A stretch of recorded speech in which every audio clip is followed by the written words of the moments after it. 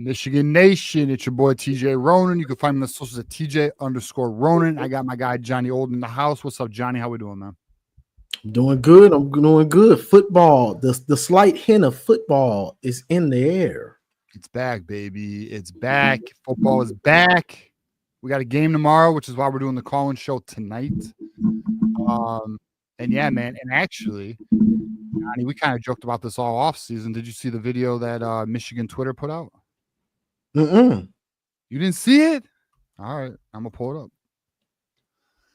So they do one of these little 1-minute teasers every. Oh, well, I did see that. Okay. Oh, you did. Yeah, you did. I see you forgot though. So we're gonna watch it again. All right. So for the people who have not seen it, everyone who's been busy with their day-to-day lives, work, children, wives, whatever it is, here it is. Actually, I don't know if that music's copyrighted, so we're gonna lay low on that. But day one, we're here. Let's go. Season's upon us, boys. You see Garrison with his front seven pulled there. This is my favorite part of the game. Like to get to this level and to get further, you have to love this right here. You have to fall in love with being on the practice field.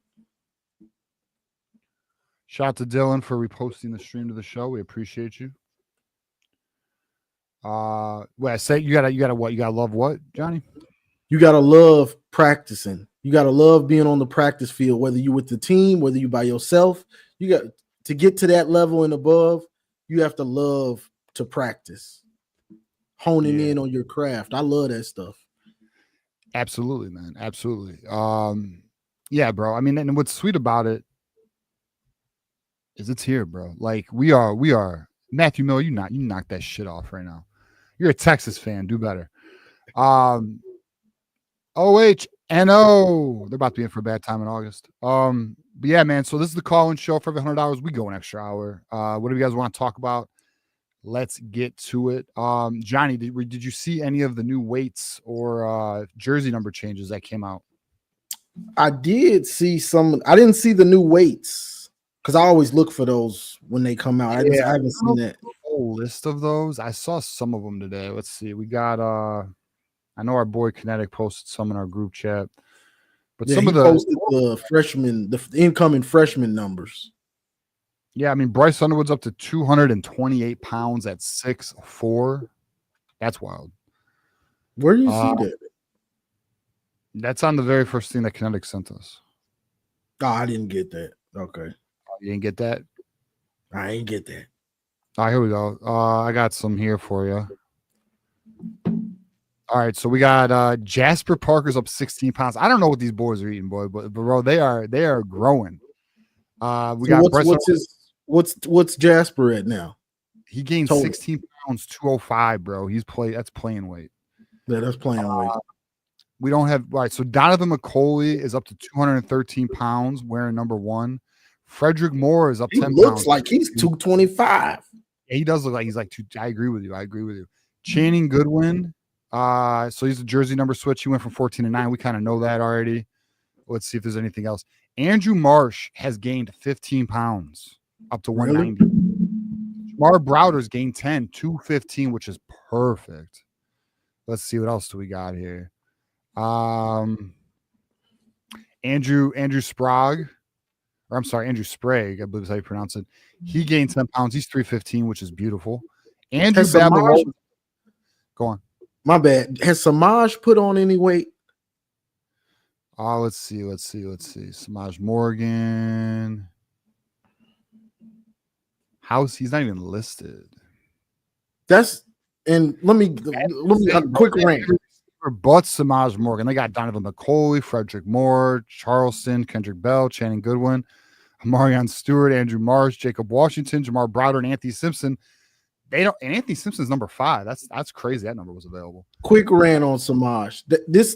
That's my main problem with Samaj is the weight room, bro.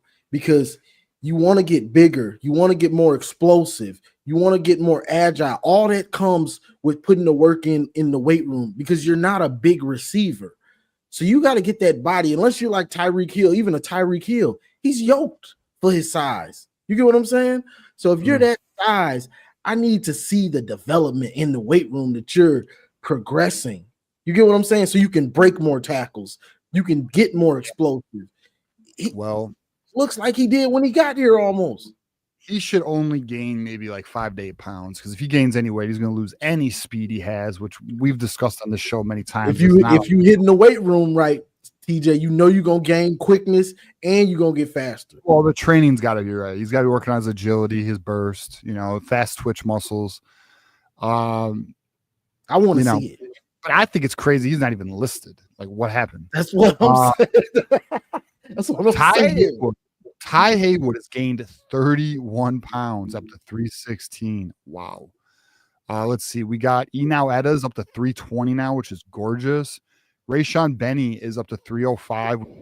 It's really good. We'll take that. Mm-hmm. Let's see. Trey Williams is up to 320, which is really good because he's going to be playing at zero tech. What about the what's his name? Pow. The big D tackle. He's like 350.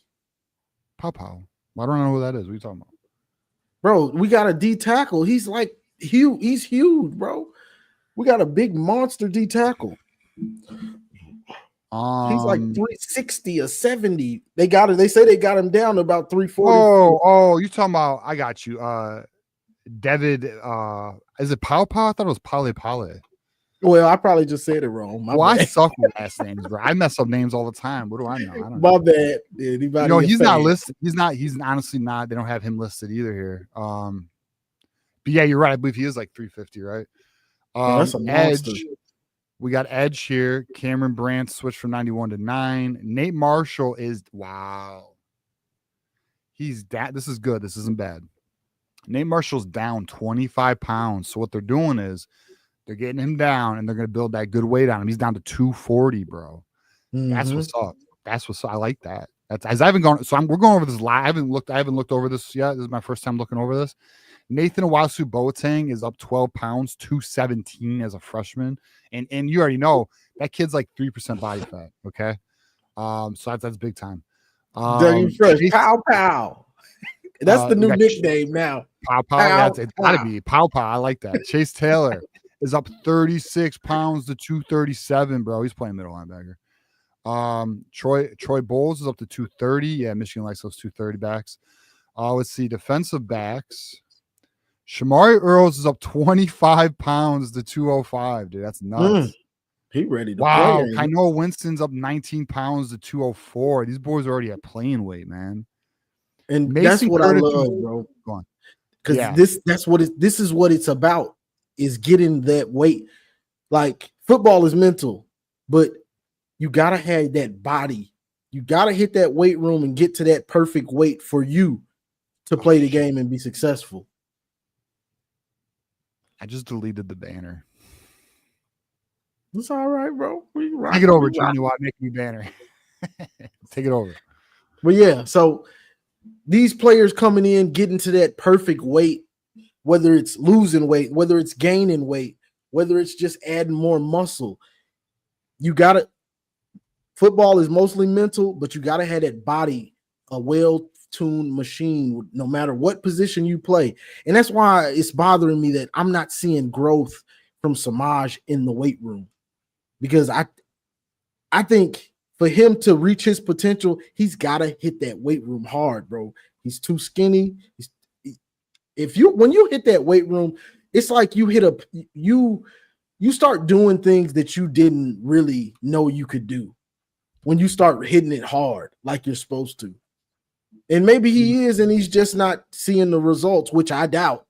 Because when you're in a college weight room program, weightlifting program, you're going to get the results unless you're just playing around. Other than that, you're going to get the results.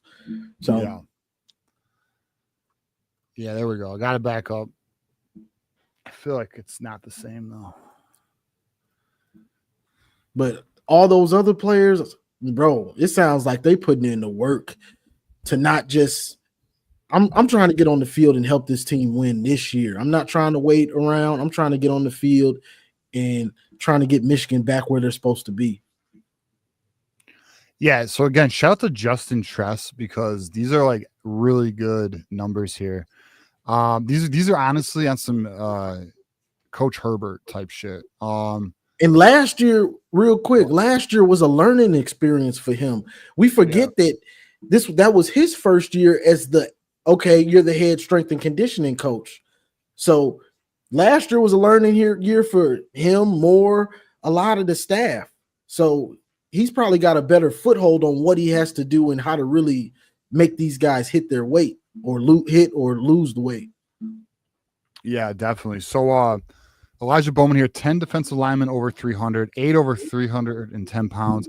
Hey, don't tell Garrison, though, because we don't have the best 7 in America. Bro, we might have it, honestly. I think so. I think because Garrison guy came at me a little bit again, like he does. But bro, I really believe we could really have the best front 7, and if not the best, I think we got a top 5 front 7. I think this front 7 is going to be very, very good, very, very good. Bro, Hausman and Barham first half of the season. We know they were playing average football. The last half, they were playing great football. Bro, Hausman still had almost 100 tackles. That's a lot of tackles when you played bad for half the year. Bro, there's so much hype for Barham right now in camp. What's crazy is I made a post yesterday. I had no idea. There's all these articles that came out today. I made a post yesterday on Barham just because I just feel like Barham's about to fucking Matthew Miller. Slow your roll, dog. Texas. All right. I need Barham to match Hausman. I think Hausman's gonna have at least 120 tackles. Well, I do too. I need Barham to be right at there with him. So in my opinion, Barham, I think he's just be a little more versatile in terms. I think he's beginning to the quarterback. I think he's going to be in coverage. I think they're going to use him more on the edge on third down. Potentially. I think they're going to put him all over the place. I think he's going to be used in a variety of roles. I just think he's going to be like a Swiss Army knife at that will position. I need 75 tackles out of him there. Can I get 75 and 4 sacks? I think you'll get 4 sacks. I think you will get 4 sacks. I do. Tree Dog here said he had a pump fake. His girlfriend just watched the show. And then our boy B-Dub, thank you, by the way, for doing that. We appreciate it. And then not only that, and then B-Dub over here is like, what the fuck's going on? It's Wednesday. What are we doing here? What's happening? I didn't plan my week around this. It's Wednesday. Didn't even know the show was today. Look, so the Lions play tomorrow, boys. The Lions. So we can't have the show at the same time the Lions play against Jim Harbaugh. So we took it a day early. Although I will say, I know May's Madman show's going right now. We try to avoid that. Garrison, I don't know if he's trolling West Quad. I think Garrison really believes what he's saying to us. We got Elijah Bowman 499. Yeah. So he's talking about the numbers here. You got Jamar Browder's number 6, Simpsons. So let's go over that. Let's go over the receiver numbers because I like the way they look on jerseys.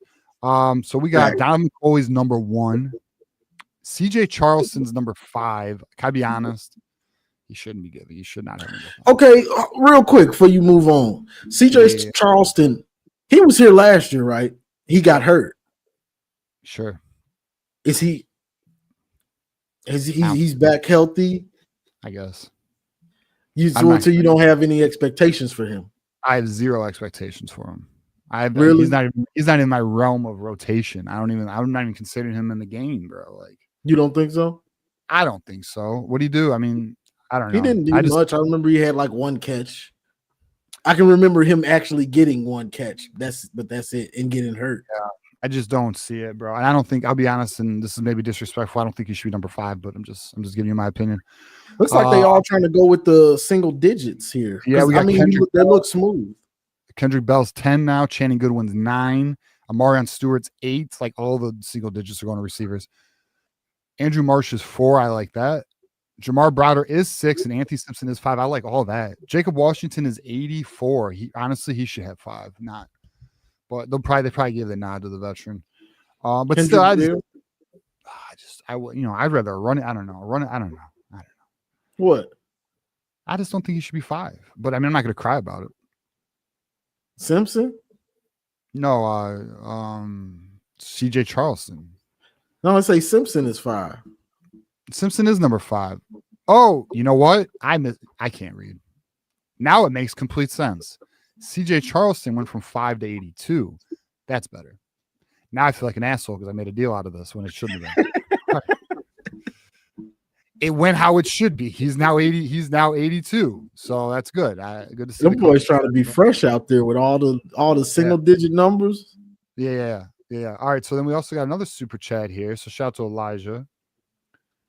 Elijah coming through again. Thank you, Elijah. I think Rod Moore might be back week 1. The U of M football page is posting him a lot. Yeah, I don't know, man. Rod Moore himself says they are 5%. He's 85% from being 100%. We'll see what that means. I don't know what that means. Like in camp, we should have a better idea. I don't know if he starts the season or not, but he seems to be close.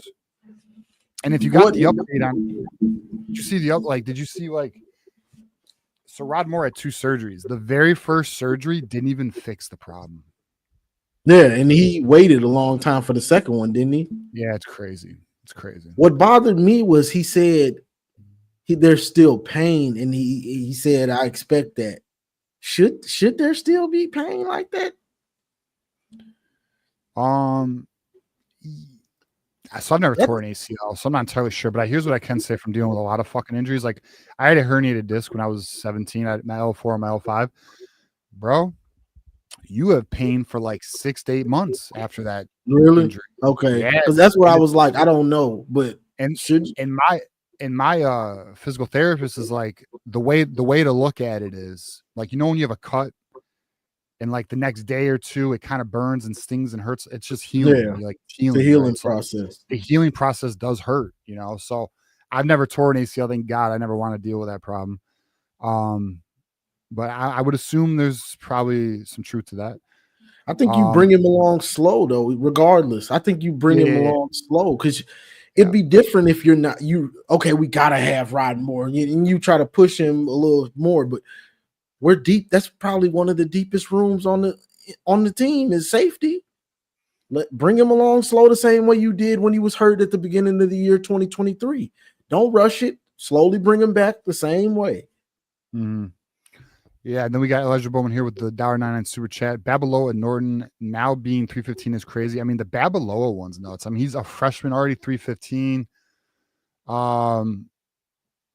Yeah, let's see. I'm trying to look at the other offensive linemen. So we got, and then Andrew Sprague at 315, also 315. Blake Frazier's 295. We got to get that up a little bit. See, the truth is, though, they're about to lose a little weight in the next month, though. Like fall camp, you don't gain weight in fall camp. You lose weight. Yeah, you about to burn that off. Most of these dudes are going to lose weight unless they're like slacking. Most of these dudes are going to lose weight from now until the end of the season, to be quite honest with you. I want to pose this question real quick before you move on, because I posed it to y'all in the chat yesterday. If JJ McCarthy 2023 JJ McCarthy is on Penn State last year, do they win the Natty? Yeah, that's a good question. I think they do. What you think about that, Penn State bot? So West Quad, he's got an answer for that. So, and as Jackson Johnson points out, 84 away from a guaranteed second hour. West Quad says, yes, we'll pull West Quad up. Let's get these phone calls going. Appreciate everybody waiting patiently. The call-in link is in the chat. We are 84 away from a second hour. Let's get this show going. Johnny proposed a question. Does Penn State win the national title with J.J. McCarthy? I gave my answer in our private chat, but I'll save my answer for I want to hear some of these other people talk about it. West Quad, what we got, brother? What up, though? What up, man? Bro, I think damn near any D1 quarterback except for Drew Aller. Bro, I was because I never root for Penn State for nothing. Like, no sports, no nothing. I stepped out of my body to root for them, because I wanted an all Big Ten. Like, actually, I would have preferred Penn State to win the title last year, obviously, because them winning a title is never an option. But it happened. It is what it is. But no, I wanted an all Big Ten, and I was like, bro, I know he didn't just throw that ball. I know he didn't just throw that ball, but they could have just ran the ball and got it. They had momentum, bro. And they snatched defeat from the jaws of victory. That's how I feel. Yeah. Like, they should have won that game last year. So if I was them, I wouldn't have had a problem going to overtime.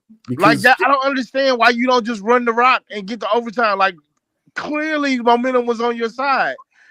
I know. I mean, if I was a Penn State fan, I'd be so sick at the way my season ended, because that was nasty. Like, yeah, so it's funny. Our guy Matthew Miller, who does know ball, says Drew Aller gets so much hate. He's still a top 10 quarterback. Look, he may be a top 10 quarterback, but he panics, man. He folds. Is he though? I think he's a top 10 quarterback. If you look at this is a very weird year for college football. There's really no elite teams. Yeah, like there's no teams going into this oh boy, they're loaded. And then if you look at the quarterbacks this year, it's like there's no big names, bro. Like, it's not like it's been in past years. It's a lot of young QBs. It's a transition. A lot of young, unproven QBs. I believe Allen's a top 10 quarterback just because of the lack of quarterbacks for this year. Yeah. I think Aller folds. Look at his statistics. He's like 50% in big time games. That's boo-boo.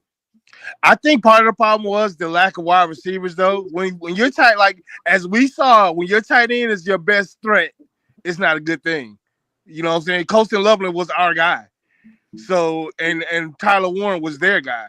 And that's not a good thing, bro. Like you want a premier tight end, true, but he shouldn't be your guy. You should have some receiver you can throw to. Like, Jesus Christ. Like, they were looking for 44 on third down and forever. It's like, bro, that should be Julian Fleming time. I mean, I was expecting him to step up last year, but unfortunately, it never happened. Yeah. Oh, God.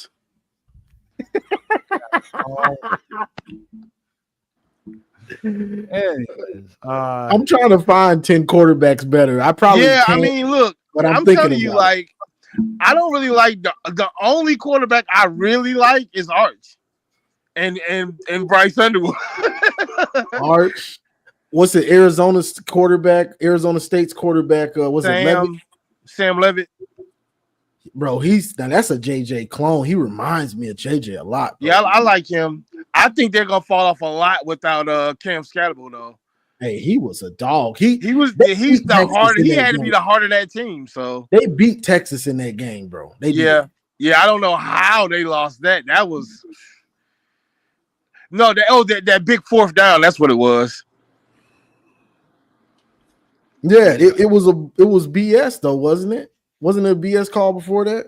Yeah, no, they got shafted at some point during that game. But I'm really whoever said they're struggling to find 10 quarterbacks, Johnny, you said that. You're right. Like I said, I mean, he's one by default. Hold on. Let's see. Sellers, Klubnik. Yep. Levitt. You throwing Lagway up there? Lagway. Arch, that's 5. Yeah. I'm trying to think. Carson Beck. Carson Beck. I guess you know what? 6. Go ahead, go throw him in there. 6. I ain't got much after that. Let's see. You got. Did you guys do Newsmeyer at LSU? No, don't get 7. That's Okay. 7. All right. How do we feel about John Mateer? Does he got to prove it at the Power 4 level? Yeah, because once I saw that he was kind of suspect when in the bigger games coming from Wazoo. Yeah, he is suspect. And then I have to eat crow because I told Garrison he was suspect. But I do want to put him on the list. Go ahead. Listen, that just goes to show how bad the quarterbacking is out there right now. That we're Miller just Moss. I'm Go taking ahead, him over Allard. That's 9. You guys name Clemson's quarterback? Yeah. Klubnik, yeah. All right. Did we get Lenore Sellers? Yep, we got Sellers. Nico? So what are we at? 7? No, that's 9. Yeah, you got 9 because you put. I mean, he might be put that 10-1. Klubnik in there. I mean, Nico? not Klubnik, Mateer. You know who might actually be better is Diego Pavia. You talking about Vanderbilt? Yeah, dude, he's actually pretty solid. Yeah, he slick is nice. I mean, the fact that JUCO don't count anymore is crazy work, though. Bro, Diego Pavia had 2,200 yards, 20 touchdowns, only 4 interceptions, and he had 800 yards of rushing, bro. Like, I would put Diego maybe above him. That's 10, Matt. That's 10, Matt. I say that's borderline. That could be argued. His completion percentage sucks. Actually, now that I look at it. Guys, if JUCO don't count anymore, imagine somebody playing Major League Baseball, then going to JUCO, then playing college football. You can see a 33-year-old out there. All right. What else you got for us, West Squad? You ready for the season to start, bro? Indeed. I was just thinking, like, how deep are we at D-line? Like, because now people are talking about Eric Paye being a guy. Is he a guy yet, TJ, or is it? Are we just? Is this wishful thinking? Wait, say again. I'm sorry. I'm contemplating some things right now. Say again. Lugar Eric Paye is supposedly a name now. He's supposed to be a what now? A name that to watch out. That he actually. So you're not believing this? I just don't know. I'm not gonna say no. I don't know. I mean, like, if okay, no. I was leaning on you for intel. That's what I'm saying. I don't know. I have nothing on fall camp, bro. It's been day 1. I don't have anything. I probably, to be honest with you, bro, I won't know much till after the weekend. Okay, I mean that's fine. I mean, are we back? We're back in the submarine again, or is it just early in camp? It's just the first day of camp. Well, I mean, bro, 1, it's hard to get info out of camp, but 2, typically they don't, like, coaches and players don't talk much during camp, right? Outside of the interviews and shit. So we'll see. I mean, we'll see. I got one guy who occasionally goes, but I don't know when they allow visitors. That's one of the other issues. Fair enough. You know, I mean, I wouldn't expect anything out of day 1, unless like right. Unless it was something bad. Like I wouldn't expect anything good out of day 1. It's day 1, so. And plus, they're not even in pads yet. They're in shells, so I wouldn't expect anything until, next week's show. I expect to get some word. Yeah, we probably get some Sam Webb and some player interviews. But right now, do you know who running back 3 is, TJ? So the word is that it's actually Bryson Kuzdal. Okay. Really? So he's continuing with this? Going into camp. Yes. That. You know what? I mean, that's fair enough though, because he actually showed it in the spring game. So that's that, and he runs with that lunch pail mentality. Like, right. I don't care if I gotta earn every last yard. I'm gonna earn it. Same way with Jordan Marshall too, though. He's just got more talent. Yep. Yeah, that's my guy. But I'm also I'm looking forward to Justice Hayes kind of being like the Thunder, like even though it's not a thunder and lightning, it's 2 thunders now. but I still think Marshall has that jitterbug in him. Like he's gonna get those. He's got that Mike Hart where he's gonna get those yards no matter what. You getting at least 3.5. So that's what we need. It seemed like Mullins was going to be that last year, and then Alfred was still trying to force feed Donovan Edwards. Bro, it was what it's like playing college. It's like playing college football 26, and like you got that guy with the star, but you know he's not just star. But you still try to give him a little action. That's a fact. Right there. that's who Donovan Edwards was last year. Like, I know he's got that star, but I need to get the ball to my actual best running back. I done stopped. I'm sorry. Speed is getting on the field for me on the game. It's speed kills on there. Oh no, I mean that's real life too. We all know that. Speed, I'm putting that the fast dude got to get on the field somehow. But Donovan was he just didn't have it all the way, the tough yards. Because with our offense, you don't need a speedy kind of Donovan runs like almost a scat back or something. Right. You need a dude that's bringing his hard hat and is going to be able to give you something out of nothing. A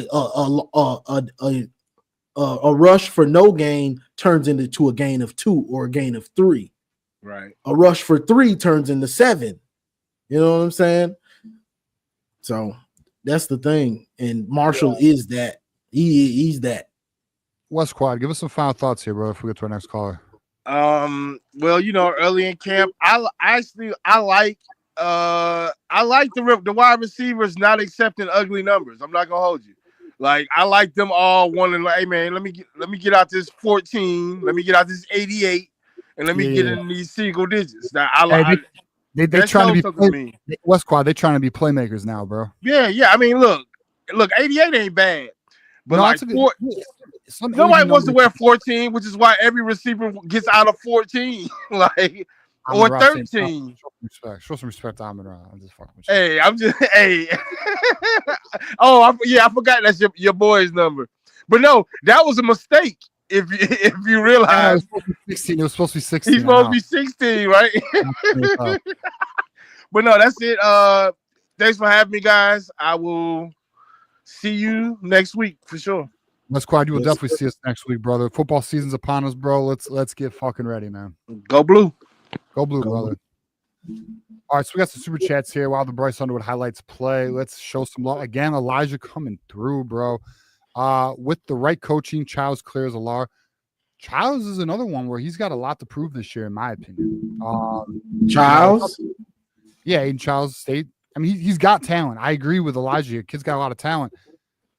But does he have the supporting cast to succeed? I mean, I almost feel like I know they got Nick Marsh, so like that's about it. I mean, he's got his go-to, but is the offensive line and the running game going to give him the support he needs? I don't know.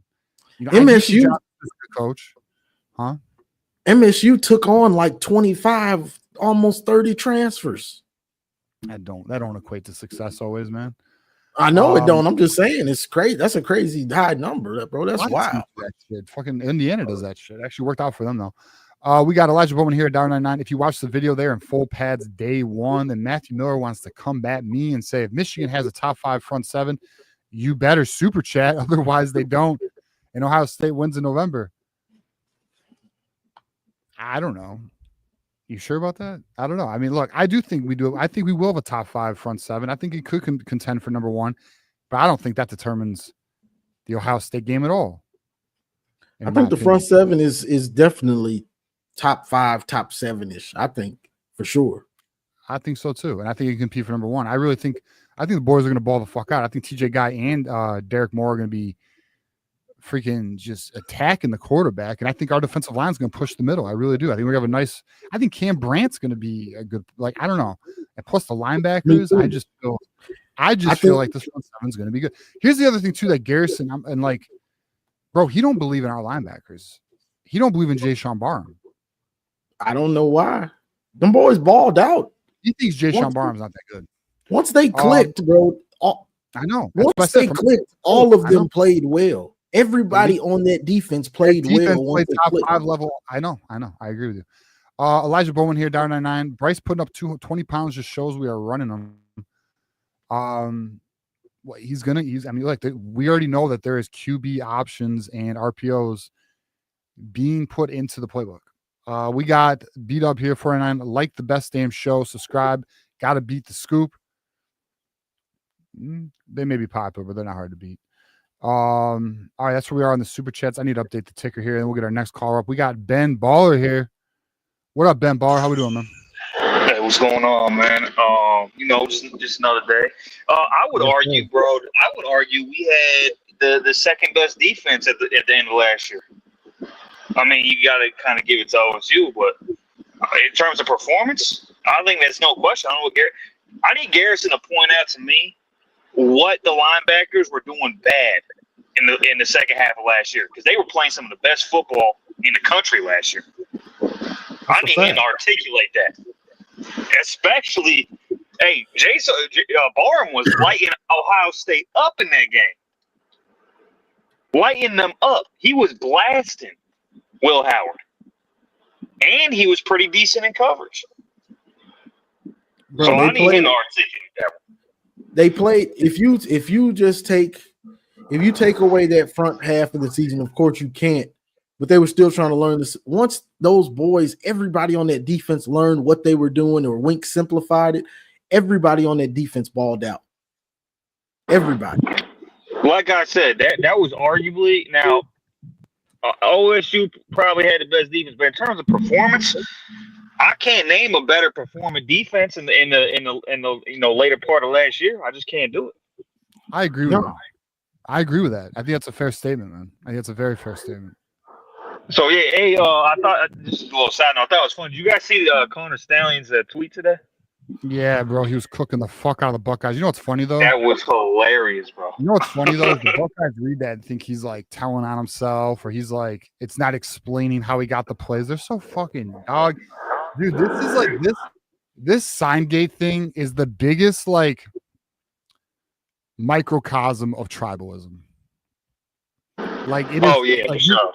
If you're on Michigan's side, you see it another way. If you're on Ohio State's side, you for some reason you're blinded and you see it another way. Like it's just wild to watch, man. It is. It's so interesting to see. Like you could have, you could have something in front of you, and two people have completely different interpretations. Well, yeah, no, for sure. But the way he explains it, Connor explains it better than anyone I've heard explain. I agree. Like in his response, when he's saying. And it sounds complex the way he says it, but basically what he's saying, hey, we had three. He's like, I didn't just read signals. I changed how we did our signals. We had three sets of signals, right? Yep. We used we used 80% of it for most of the opponents, and then we used another set, the second set, for probably like a Penn State or one other opponent, right? And we saved one set that we did not use, but we practiced every week for Ohio State. Yeah, once a week. Yep. And that's genius. That's just genius, bro. I'm sorry, that's just smart. And then he broke down what Ohio State was doing and why they were fucking so easy to figure out. You know, and he basically said they used the same, Yeah, they kept the same formations and lineups. The only thing they changed was the routes. And he's like, I don't give a shit about the routes. But that makes complete sense because Ryan Day focuses on what? The wide receivers in the passing game. I mean, all he cared, exactly. All he cared was knowing the formation or whether it was a pass or a run.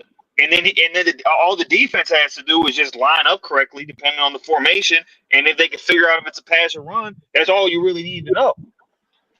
Yeah, and I want to give a shout out to my guy who I know he commented earlier. I don't know if I can find it though. If you're watching, you know who you are, bro. He's been tagging me in receipts. He's been tagging me. He's like, all right. He's like, another one. And we don't got to say shit. Just tag me.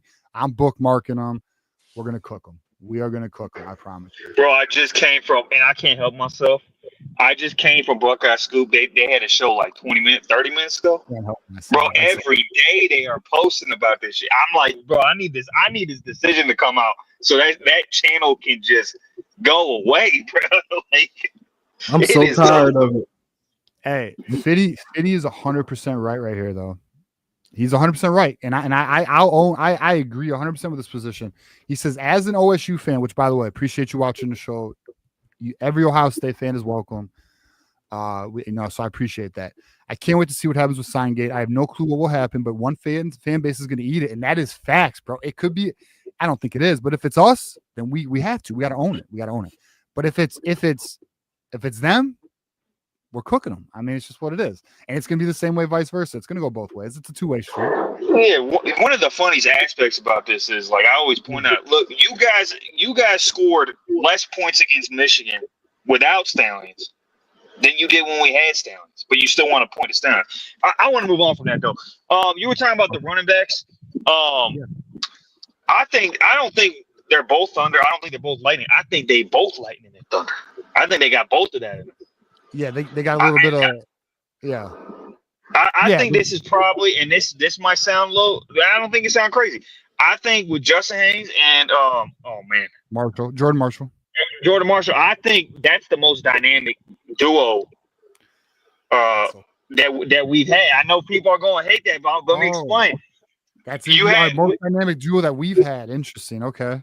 Yeah, because even with Donovan Edwards, he was a one-trick pony to me.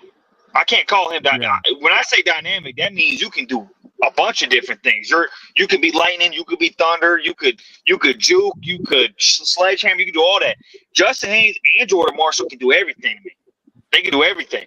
When you had Corum and Edwards, Corum was, he was kind of dynamic like that, but Edwards wasn't. And then probably the closest is going to be when you had Haskins. But even Haskins was way more thunder than he ever was lightning. So to me, this is definitely the most dynamic running back duo. I'm just saying, I'm calling it. You know what's fucking crazy though? So right. So I agree. Haskins Corum was probably more effective than Edwards Corum. But you know what's crazy is we had Corum and Zach Charbonnet at the same time. That could have been fucking insane. But unfortunately, the room was just too crowded. You had, what was it? Was it Corum? Was Edwards Haskins on the team? I don't know if it was Haskins, Corum, Zach Charbonnet. Oh no, it wasn't. It was It was my guy who was suspended for a year and came back. What was his name? Isaiah Gash. No, he went to the NFL though. Shifty little wide running back. Someone in the chat will know. Shifty little back. Edwards was on the team yet. Edwards came the year later. Yeah. Shit, he went to Corum, Haskins, Charbonnet, and Evans. It was Evans. Chris Evans. Yes, Chris Evans. Thank you, guys. Thank you. Yes, my guys. Chris Evans is always good in the throw game. I love this show because that shit. Like if I don't know, they know. You know what I mean? I love it. Hey man, I'm not gonna lie. I'm more excited for this, and I didn't. It's really a three-headed monster when you include Underwood. Yeah. You're right. He's gonna make defenses honest. He's gonna he's gonna contribute to the run game. There's no doubt about it. I mean, honestly, defenses are gonna have to move up because of Underwood. I mean, I know that's why it's so exciting to think about. It's gonna be so dangerous for these defenses. If Underwood can find his rhythm and this offensive line can protect him, we can do a lot. A lot of damage is gonna happen. And I like that Bryce can make guys miss. I like that. I always say some wiggle with the receivers, but I like that the quarterback can make guys miss too. Yeah. I just rewatched the Alex run against Ohio State last year. And at the during the season, you get a little biased and you sometimes you think guys are faster but rewatching it, he's actually slow, bro. He was actually really slow. Yeah, he looked like he wasn't running with confidence. It was such an awkward looking run, bro. Dude, Orgy watched it. Orgy, like we talked about it. I don't know if you were watching us last year at all, Ben Baller. Should have been a touchdown. Season, me and John D'Adam were like, he's not what they won. He's just not it. He doesn't have breakaway speed. He doesn't have good acceleration. He's an athletic runner who has some power, but there's no way. It looked like a 4.7, a 4.8 on that run against Ohio State. I'm not even joking. Like, it looks slow. Bro, that run is so awkward. Every time I see it, I'm like, why is he running so awkwardly? You know the play I'm talking about, right? Yeah, the only play he had where he went, that should have been a touchdown. That should have been a touchdown. Yeah. All right, let's give a shout out to our community here because we have crossed the 2nd hour line. We are going 2 hours. Let's show some love here. So we got 89 Dr. Funk. I saw an OSU channel asking if OSU can take Michigan to court for loss of revenue, coaches losing their jobs. Man, do you think that fan base realizes how soft that sounds? Like, you do understand that Jack Sawyer said that Michigan won the last 2 seasons fair and square. You do understand your coaches have said publicly they've changed signs the last 3 years. You do understand that everything was public the last 2 fucking years and you guys still lost. And then you want to say, can we take Michigan? How about this? Just win the fucking game. Win the game, you entitled bitches. Win the game and stop bitching, pissing, and moaning. Bro, it's like these Buckeye fans are sleeping and then they just wake up and think of some dumb stuff. Oh, we should take Michigan to court for loss of revenue and stuff. And then they just come online and say it. Like, bro, what are you talking about? If this August goes how I do think it will, we're going to cook them. And then if we can get this 5th win in November, bro, they don't want another year of me. They're like cockroaches. They don't. You could kill 1,000 of them, and they're coming back. And I don't mean kill. Let's be easy here. You know what I mean here. Yeah, hit them with that raid. You know, but like, yeah, you spray them with raid, they coming back, bro. It doesn't even matter. Like Joe's apartment. And Matthew Miller helping the cause, bro. Thank you, man. Appreciate you, bro. You know that. Thank you for the $5 super sticker. We got the bowl will win with the $9.99. Michigan football is always coming, never not coming, never pause. That's facts. And then Blue Wolverine, one of our biggest supporters, with the $50 hitter, pushing us over the 2nd hour mark. I will tally everything up. See where we are for the 3rd hour, but we're definitely well on our way because we have the Mexican Wolverine. Shout out to you, brother. First time viewer. Oh my, look at you, brother. Go Blue from Los Angeles City of the baddies. I'm going to date Violet Myers. Go Blue. It's going to get hot. Oh, you're going on a date with Violet Myers. Well, shout out Violet Myers and shout out to you, brother. Welcome to the show. Welcome to the community. Don't be a stranger, man. We got Dominic. So it is. What up? Who that? I don't know. Who's Violet? Violet Myers, somebody we can Google. I don't know. Maybe she's maybe it's his girl and she's a baddie. I don't know. Let's see. Oh no, I'm just kidding. Violet Myers is definitely I know what she is now. Hey, I'm not mad at you, bro. Do your thing. If it's real. All right, so then we got she's what we would call an adult actress. All right, so then we have Go Blue, no hammer coming. And then we have Elijah Bowman here with 499. It would be crazy if Dan Mullen transforms Alex Orgy and throws for 300 yards on week 0 on August 23rd. I'm going to watch UNLV. I mean, bro, we all have to watch UNLV now. UNLV game now. You know? Bro, that would be, honestly, that would be a miracle. Like, that would be he deserves like a Nobel Prize if he does that. Yeah. I'm interested to see what he looks like in that offense because Kirk Campbell, we can talk about Orgy and what he was and what he wasn't, but Kirk Campbell didn't give him a chance. Nope. He didn't give that dude a chance with what he was running. You had all off season and you had no idea what you were doing with him. Yeah, that's facts. Hey man, I got a jet, but I just want the last thing I want to say is, man, I can't wait. I'm excited. It's probably the most excited I've been since, couldn't be excited last year, but I'm just excited, man. We got a great chance to, I think, do something this year. So I can't wait. And Bryce Underwood, I think is gonna surprise a lot of people, and I can't wait to watch Buckeye Scoop cry, man. I really can't, man. It's gonna be in that way, bro. Receipt season. Looking forward to. We'll talk to you next week. All right, brother.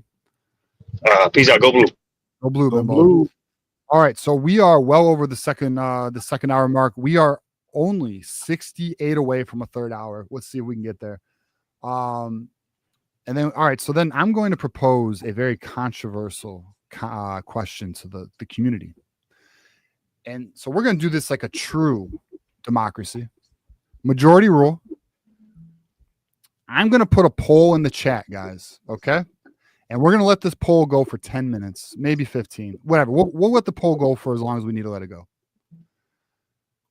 And the question is going to be, should we or should we not allow Burks to call in and give his take. The community will answer this question for us. As I am not going to be the decider or the arbiter here, I'm going to allow the community to allow or to vote whether they want Burks to come on here and plead his case or give his take or whatever the hell he wants to do. We'll see. So that'll be in the poll. I see the no's. Hey, vote with your clicker. Vote with your finger. And I'm going to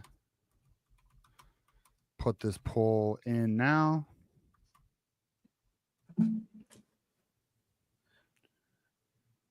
Yeah, while TJ's putting the poll in, I wanted to touch on something I see. I see Buckeye fans say this, and I've never heard anyone say this, not counting wins because of Jim Crow and this different type of stuff.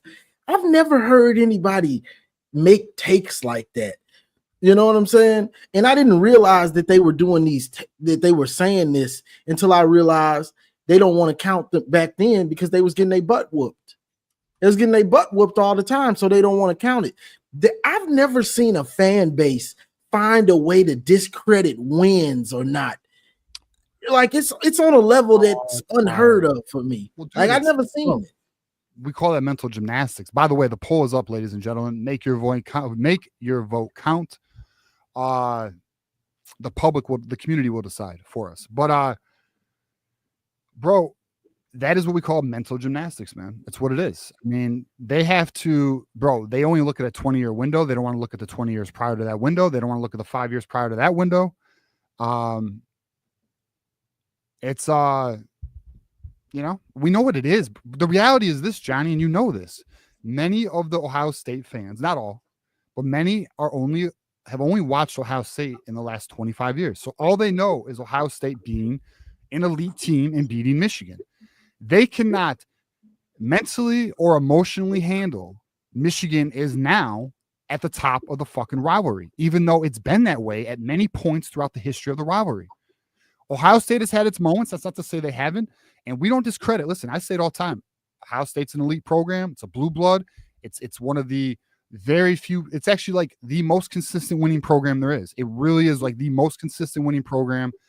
Every team from Alabama to Georgia to USC right now to Nebraska, like all the top dogs have had stretches of not good. Even Michigan had a terrible run with Rich Rod and Brady Hoke.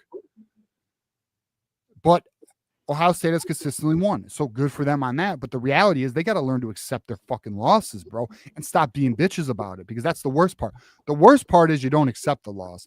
The other worst part is all you do is whine, complain, and all that shit. And you look like, dude, you even have public figures calling your asses out. And they swear it's just us. They've been telling you guys to get fucking therapy. Yeah, and they swear it's just us, but it's not. Like, the world makes these same takes about y'all. Yeah, it's crazy. It's crazy, brother. Okay, so then we have beat up here another $5, so I got to add that to the thing. He goes, first off, we traded Burks for Alex. We'd rather listen to Alex for an hour over Burks. Where are we at in the poll? Let's look. Where's the poll at? All right, it is 60. Oh, it's 60-40. It's a little closer than I anticipated. Let the people let the vote speak. We'll let the polls close. We'll close the polls at 9:10. How about that? Polls are closing at 9:10, and then we'll come to our conclusion. Hang tight, Burks. We'll see. We'll see if you get your opportunity to speak to the community. All right, so then let's get our next caller up. We got Matthew Miller. How we doing, Matthew Miller? How we doing, brother? Hey, what's up? What's up with you, man? Let me shout out Matt, because he came over there in the Lions Den, and I don't think he knew exactly. Yeah, I don't think he knew exactly what happens over there, but he stayed on, and it was dope. And good perspective, good analysis, and it was cool. Yeah.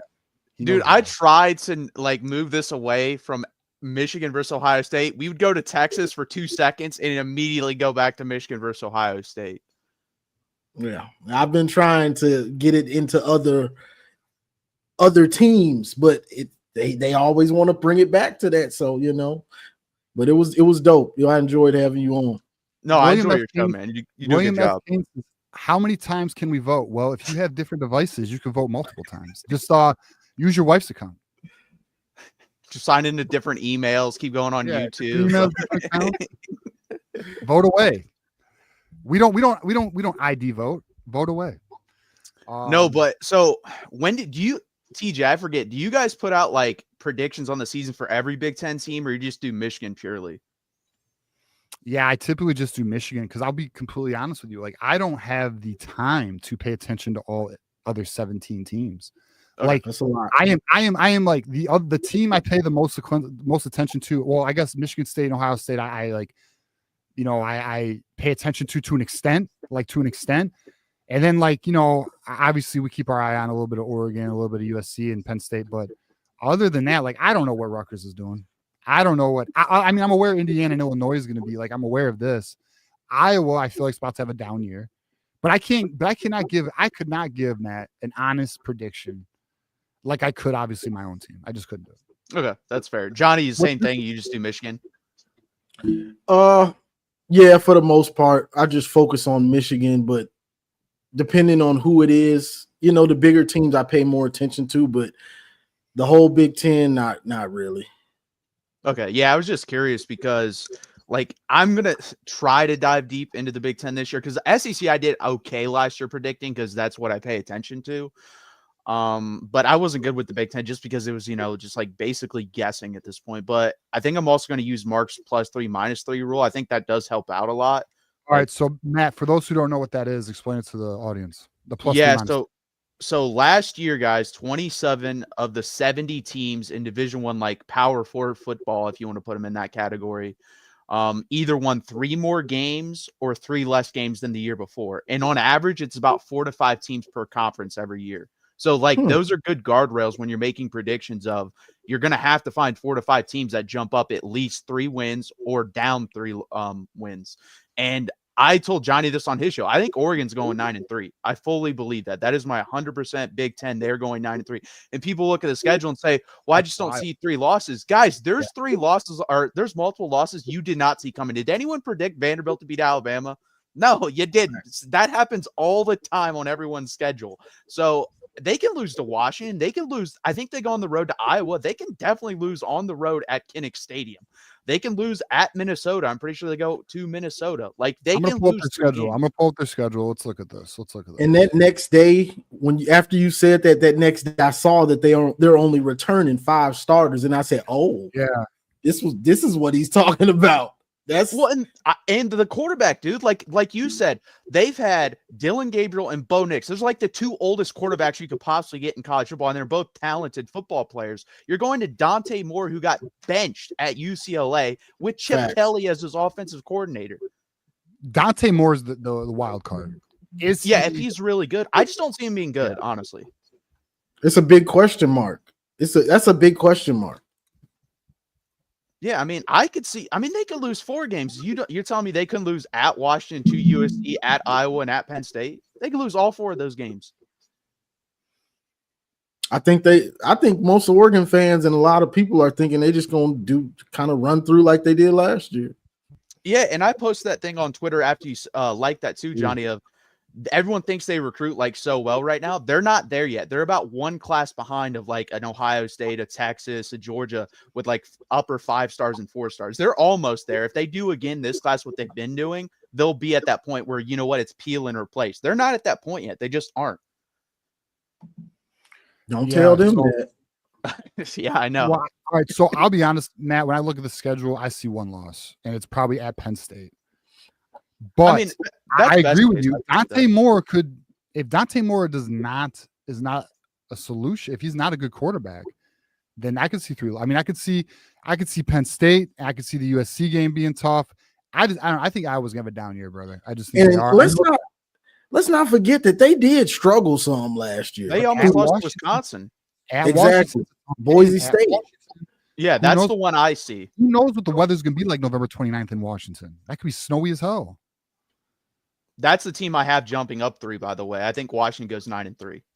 Yeah, Fish is a good coach, man. It was a good team last year. Let's get to these super chats. We got the Mexican Wolverine to our super chat. Ohio State fans are delusional as hell. Facts. Truest statement said tonight. Elijah Bowman, Dower 9 super chat. Ask Matt, does Arch win that OSU game in the semi? Oh man, that's a good question. I don't think he does, but I don't know. Like, I honestly think that game goes to overtime if he's healthy because I think we put him in the goal line situation. Facts. But I don't know if we win. I don't know that. It's so hard to say because he got knocked out of it. Yeah. Well, that's the thing that bothers me too. They always say that the dude was falling down and got hit in the back of the neck. Most people are going to get a concussion if that happens. Yeah. All right, update on the poll. It's actually pretty close. 53 no, 47 yes, and we have had 78 votes. Let your voices be heard. Let's see. So, TJ, if you don't like, if you pulled up, could you pull up the SEC standings real quick from last year? And I'll just have you guys, like, right off the bat, who do you think is that one team for you? Because I'm just curious, like, perception wise. Do y'all beat Georgia this year? I mean, we should have beat them in the second time, man. That game's always going to piss me off because it bothers me when my team's the better football team. And this bothers me when I play sports, when we're the better team, but we allow like a less team to hang around and they end up beating you. That pisses you off. So we should beat them. Like, we will have a serious Georgia issue if we do not beat them this year. We're a better football team than they are. We just are. We have more talent this year than they do. That was crazy. That was crazy, that second one. You want to know what, Matt? Like +3, -3, obviously, from and it's only regular season. So Georgia Who do went we 10 think is going to go up 3 and who's going to lose 3? Yeah. All right, I think we're looking at overall. So this is overall. And just regular season too. So Georgia went 10-2, Texas went 10-2. I think Tennessee could fall down to 7. That wouldn't surprise me. I'm interested to see Oklahoma and Florida. Their schedules are tough. I don't see Florida. I don't see them coming out well with that schedule. Well, I said once that Lagway news came out, what was that, 2-3 days? I'm out. Completely out. You cannot be more healthy in the regular season than you are in the post or in preseason. That's not possible. You can't have a shoulder issue preseason, have an ankle issue preseason, then go on the health or go into the season and you're just healthy the whole season. It's not happening. Yeah, I don't know, man. I think tough. Ole Miss. I say Ole Miss drops. I don't know if they're going to sustain. Yeah, 7. I think Auburn wins 8 games. Really? A lot of people are down on Auburn, especially because their coach likes to play golf. I think, listen, I don't love Jackson Arnold, but their quarterback situation last year was really bad. And then their wide receivers are really, really good. Like Cam Coleman and Eric Singleton. I'll take those two guys over a lot of guys. Yeah. I don't know. I mean, I'll be honest. The up 3, down 3 is so fucking hard. Because, like, you want to know who I want to say is going to go down 3, but Georgia? I think Alabama's going to decline, man. You think, but the thing is, you think they're going to go 6-6? See, I'm looking at 9 last year. 9, yeah, 9-3. Shit, no, they're not going 6. They're not going 6. But I don't know if they're going to get 9 wins again, though. I think Kalen DeBoer is in trouble. I could see that. I think Tennessee coaching the SEC. It's a possibility. I think Tennessee is my number 1 candidate. I think that fits perfectly, honestly. Yeah, it's interesting. All right, how about this? Let's get your take on this, Matt. This is actually interesting. What's your thoughts on this 8 to 9 game conference debate? Should SEC man up and do 9 games, or should the Big Ten go to 8? I'd be fine with either way, honestly. I'm not big on, like, I said this when Texas joined the SEC. I'm never going to be that dude that's like, yeah, SEC, dude. I freaking love the SEC. They're better than everyone else. Like, I hate that shit. It just means more down here. Yeah. No. So I think they should go to 9 personally. I would rather play 9 conference games, but it is what it is. Has anyone seen the poll? Burks it's yes 51. It's no 49er now, boys. How did this happen? I don't know. It's funny. Burks created a bunch of accounts and is typing yes. People want ruckus, bro. Oh my god. That's all right. I'm all for it. Hey, if the people say yeah, then people say yeah, we'll do it. So TJ, are you still thinking 9-3, or are you thinking 10-2 for Michigan? Yeah, I'm at 9-3, man. I'm at 9-3. I'll tell you what, the Oklahoma game is going to change my mind though. Yeah, I'm going 10-2. I'm going 10-2. That's what it's going to take to make the playoff. I'm going 10-2. If we win the Oklahoma game, I'm going to be at 10-2 as well. Actually, to be honest with you, I could see maybe even 11. I mean, it's potentially possible because if you look at our schedule, which I guess we'll take a look at now. Hold on. If you look at our schedule, there's really only a couple games that are. I mean, don't get me wrong. You can get caught. It's possible to get caught, but let's see. We want the 2005 schedule. Look, New Mexico, we know. Oklahoma, that's the one that's going to really determine a lot of things. Central Michigan, we know. Nebraska, I know a lot of people are slightly concerned about it. I don't know why I'm not. I'm very confident about going to Nebraska. But if there was a game to slip up at, sure. Wisconsin, they're not good. No. And you're off at a bye USC. week. This is going to be interesting. What is Lincoln Riley at this point? Okay. So we'll say Lincoln Riley. Washington, we know that's not going to be the easiest game, but it is at home. Probably going to be a night game. They should be hungry for that game, too. This is going to be a fucking ass whooping. Belt to ass. Purdue, easy, should win. I mean, so like, what are we looking at? We're looking at Ohio State, Washington, USC, Nebraska. We got 4 games. Yeah, and possible. really, we got 4 games. So I'm at 9, but it could be 10. Yeah, I mean, I think 9 would be a really good season just because freshman quarterback. I don't think you guys have, the best weapons possible around him. I like the running backs, obviously. Wide receivers, McCauley's pretty good. But Marsh is going to have to step up for me, too, this year for you guys. I think he's going to have it somewhat decent here, like 400 or 500 yards receiving, honestly, in a freshman year, I think would be pretty good for him. And then we'll see what your offensive line is. Yeah, that's a big question as well. Man. Yeah, we'll see where we're at with that. But Nebraska's so weird, man, because they're like the Texas A&M of the SEC. Like, they're pumped up every offseason. You never know what's going to happen. Nebraska's going to be back this year. Nebraska's going to be back this year. Every year you hear it. All right, we got 10-hour super chat from Elijah Bowman. Did y'all see Reese Davis continue to downplay Michigan's win versus OSU and Bama? ESPN doesn't even try to hide their agenda towards Michigan. Michigan won 8 games with that offense. Just imagine this year. I did not see this. When was this? Yeah, I didn't see that. I didn't see it had that. to be recently, right? It had to be recently.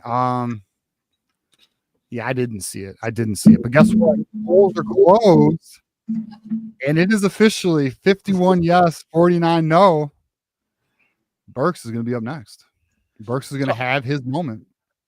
We got to talk about this because you guys kind of let off the conversation. Garrison stoked the fires. You think Michigan has a better front seven than Texas?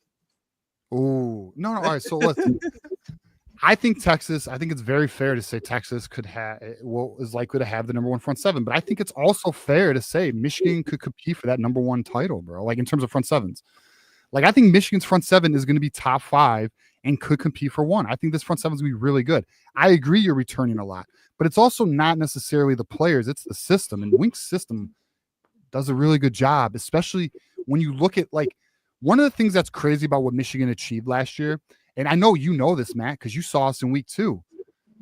Our defense was not doing great in the beginning of the year, and it got so good in lockdown defense and locked down some really good offenses towards the end of the year to where we finished 10th.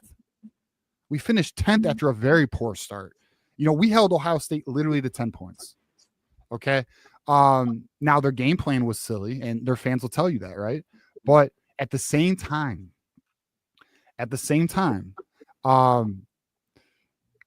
I just feel that I feel like that momentum is going to roll into this year because we saw against Alabama, a lot of those young guys, the guys who are next, really shine and flash. I think Michigan's front seven is going to be good. I mean, I think Texas is we know your front seven, like we know. I mean, look, for those who don't know, the best Matt, on paper right now, for sure. Let everyone know about who's returning, Simmons and Burks and all that, and let them know why your case for number 1 front seven. Yeah, I mean, Colin Simmons, this is the crazy thing. So Colin Simmons, halfway through the year, had only played 33% of snaps. Let's get that through our heads right. He played 33% of snaps and ended the season with 9 sacks as a freshman in the SEC. This dude is a freak. I'm telling people right now, he's going to be a top 5 pick when he comes out in 2 years. Him and Dillard and Stewart will both be top 10 picks. Then you have Anthony Hill, who has 13 career sacks as a middle linebacker. He is a middle linebacker that has 13 career sacks. He'll be an edge player at the next level, in my opinion. And then I will say the interior is the weakest part, but then you bring in Brad Spence from Arkansas, who had 4.5 sacks for them. and is a good player, and he's going to play mostly edge. You have Trey Moore, who's sliding outside or inside to linebacker instead of edge, and is a really good player and turned it on. I think he had 4 or 5 sacks in his last 6 games. So, like, we are loaded. I'm going to say this, and I want people to listen. Yeah, I know. This is the best edge group Texas has ever had, period, in the history of the program. It has not been better. It is the best they have ever had. They're going to have 5 to 6 guys with 5+ sacks, at least minimum. Like, it's absurd the talent they have on the edges. The interior is good. I don't think it's great, but when you have that at the edge, you don't really need to be great up the middle. You just need to be good. And then at the linebacker position, like, that's the thing too, that there was someone on Twitter, and they were nice, so I'm not going to say anything bad about them, but as a Michigan fan, they were talking about Ernest Hausman and Jayshon Barnum. And I brought up Leonga Lafau because Leonga Lafau is the second linebacker no one talks about, and he's on the Butkus award list for Texas, and they have all similar stats to him, and he's our second linebacker that no one talks about. That dude's really good. He came on down the stretch as well. So I think personally, if I'm tiering like defensive or front sevens, I think Texas is 1 and Clemson is 2. Those are my 2. And then I agree. I think Michigan can compete and get up to number 3, number 4, number 5, number 6. Like, they're in that category for me. Fair. Yeah, that's fair. I have 0 issue with that. We'll see where it goes. And we'll go from there, Matt. But I appreciate you calling in, bro. Stay tuned, get your popcorn, because the next caller is going to be an interesting one. Yeah, it's going to be interesting. Let's see how this goes. But thank you, Matt. Appreciate you, man. Yeah, no problem. See you guys. Hey, see you, man. Buddy. Hey, beat Ohio State. Hey, we're going to. We got them. Get them. That's what I like to hear. We got a $5 super chat from Readings by Dom. Good friend Dom. Post 2006, number 1 versus number 2 night game. 2007 through 2015, 8 years. Michigan's highest ranking was 12th and unranked 6 times. OSU number 2. Last 4, but gave up 972 rushing yards. Yeah, and signs, exactly, Dom. They cannot, like, tackling didn't have, that wasn't a sign problem. That was a your team problem. We got $10 super chat here with Michigander 999. Everyone always says third year Matt Rule. They don't realize he did that in the group of 5 and trash Big 12. This isn't the same Big 10 either. You're not only playing the Big 10 West teams. You're right. I mean, listen, I actually was a fan of Matt Rule when he was at Baylor. I thought that was really cool what he achieved there. But it's going to come down to Raiola and how he develops and if he can be the quarterback he's supposed to be. Facts. He's got to take that next step. He's got to take that next step for them to reach that upper echelon and kick the door in. He's got to make take that next step. And I know Justin Adams would be mad at me for saying this, and probably Brian, but I mean, Raiola didn't have the best year. I mean, his touchdown interception ratio wasn't the best. He was doing a lot on his own, so I understand that. He was doing a lot on his own, but this is the year for him to step up too. Like, that's why this is such a big year for so many teams, because there are critical players on so many teams where they got to take Drew Allar, Raiola, Dante Moore at Oregon. Like, what's he going to be? Is Ohio State's quarterback going to be able to live up to the standard that the past quarterbacks have had, or not even? And they don't got. He doesn't got to be C.J. Stroud or Dwayne Haskins, but can he be close? That's the question for Ohio State. And when I mean close, I mean like in the ballpark, right? All right, so we do have some people. So we are going to before we bring Burks up, I am going to bring my co-host and good friend, John D'Adamo, up. What's up, buddy? How we doing? Hey, everybody. Life is good. Chilling. I voted yes in the poll because it's not going to change my decision on banning him. But, as far as if he wants to come on and get cooked, let the people decide. Absolutely. And the people have spoken, because the polls are 52-48. Yes. So we're going to treat this like a true democracy here. Majority rule. So Burke is going to get his opportunity. We're going to let him speak. Yep. And I'm going to let him go for it. Well, we'll introduce him and then we'll let him go. But I don't think. All right, Burke, how we doing, man?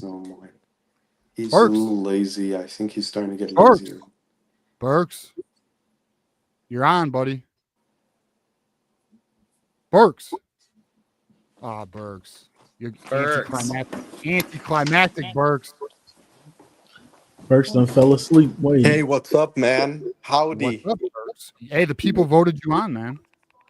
Wait, hey, it's my. Oh, hold up. Give me a sec.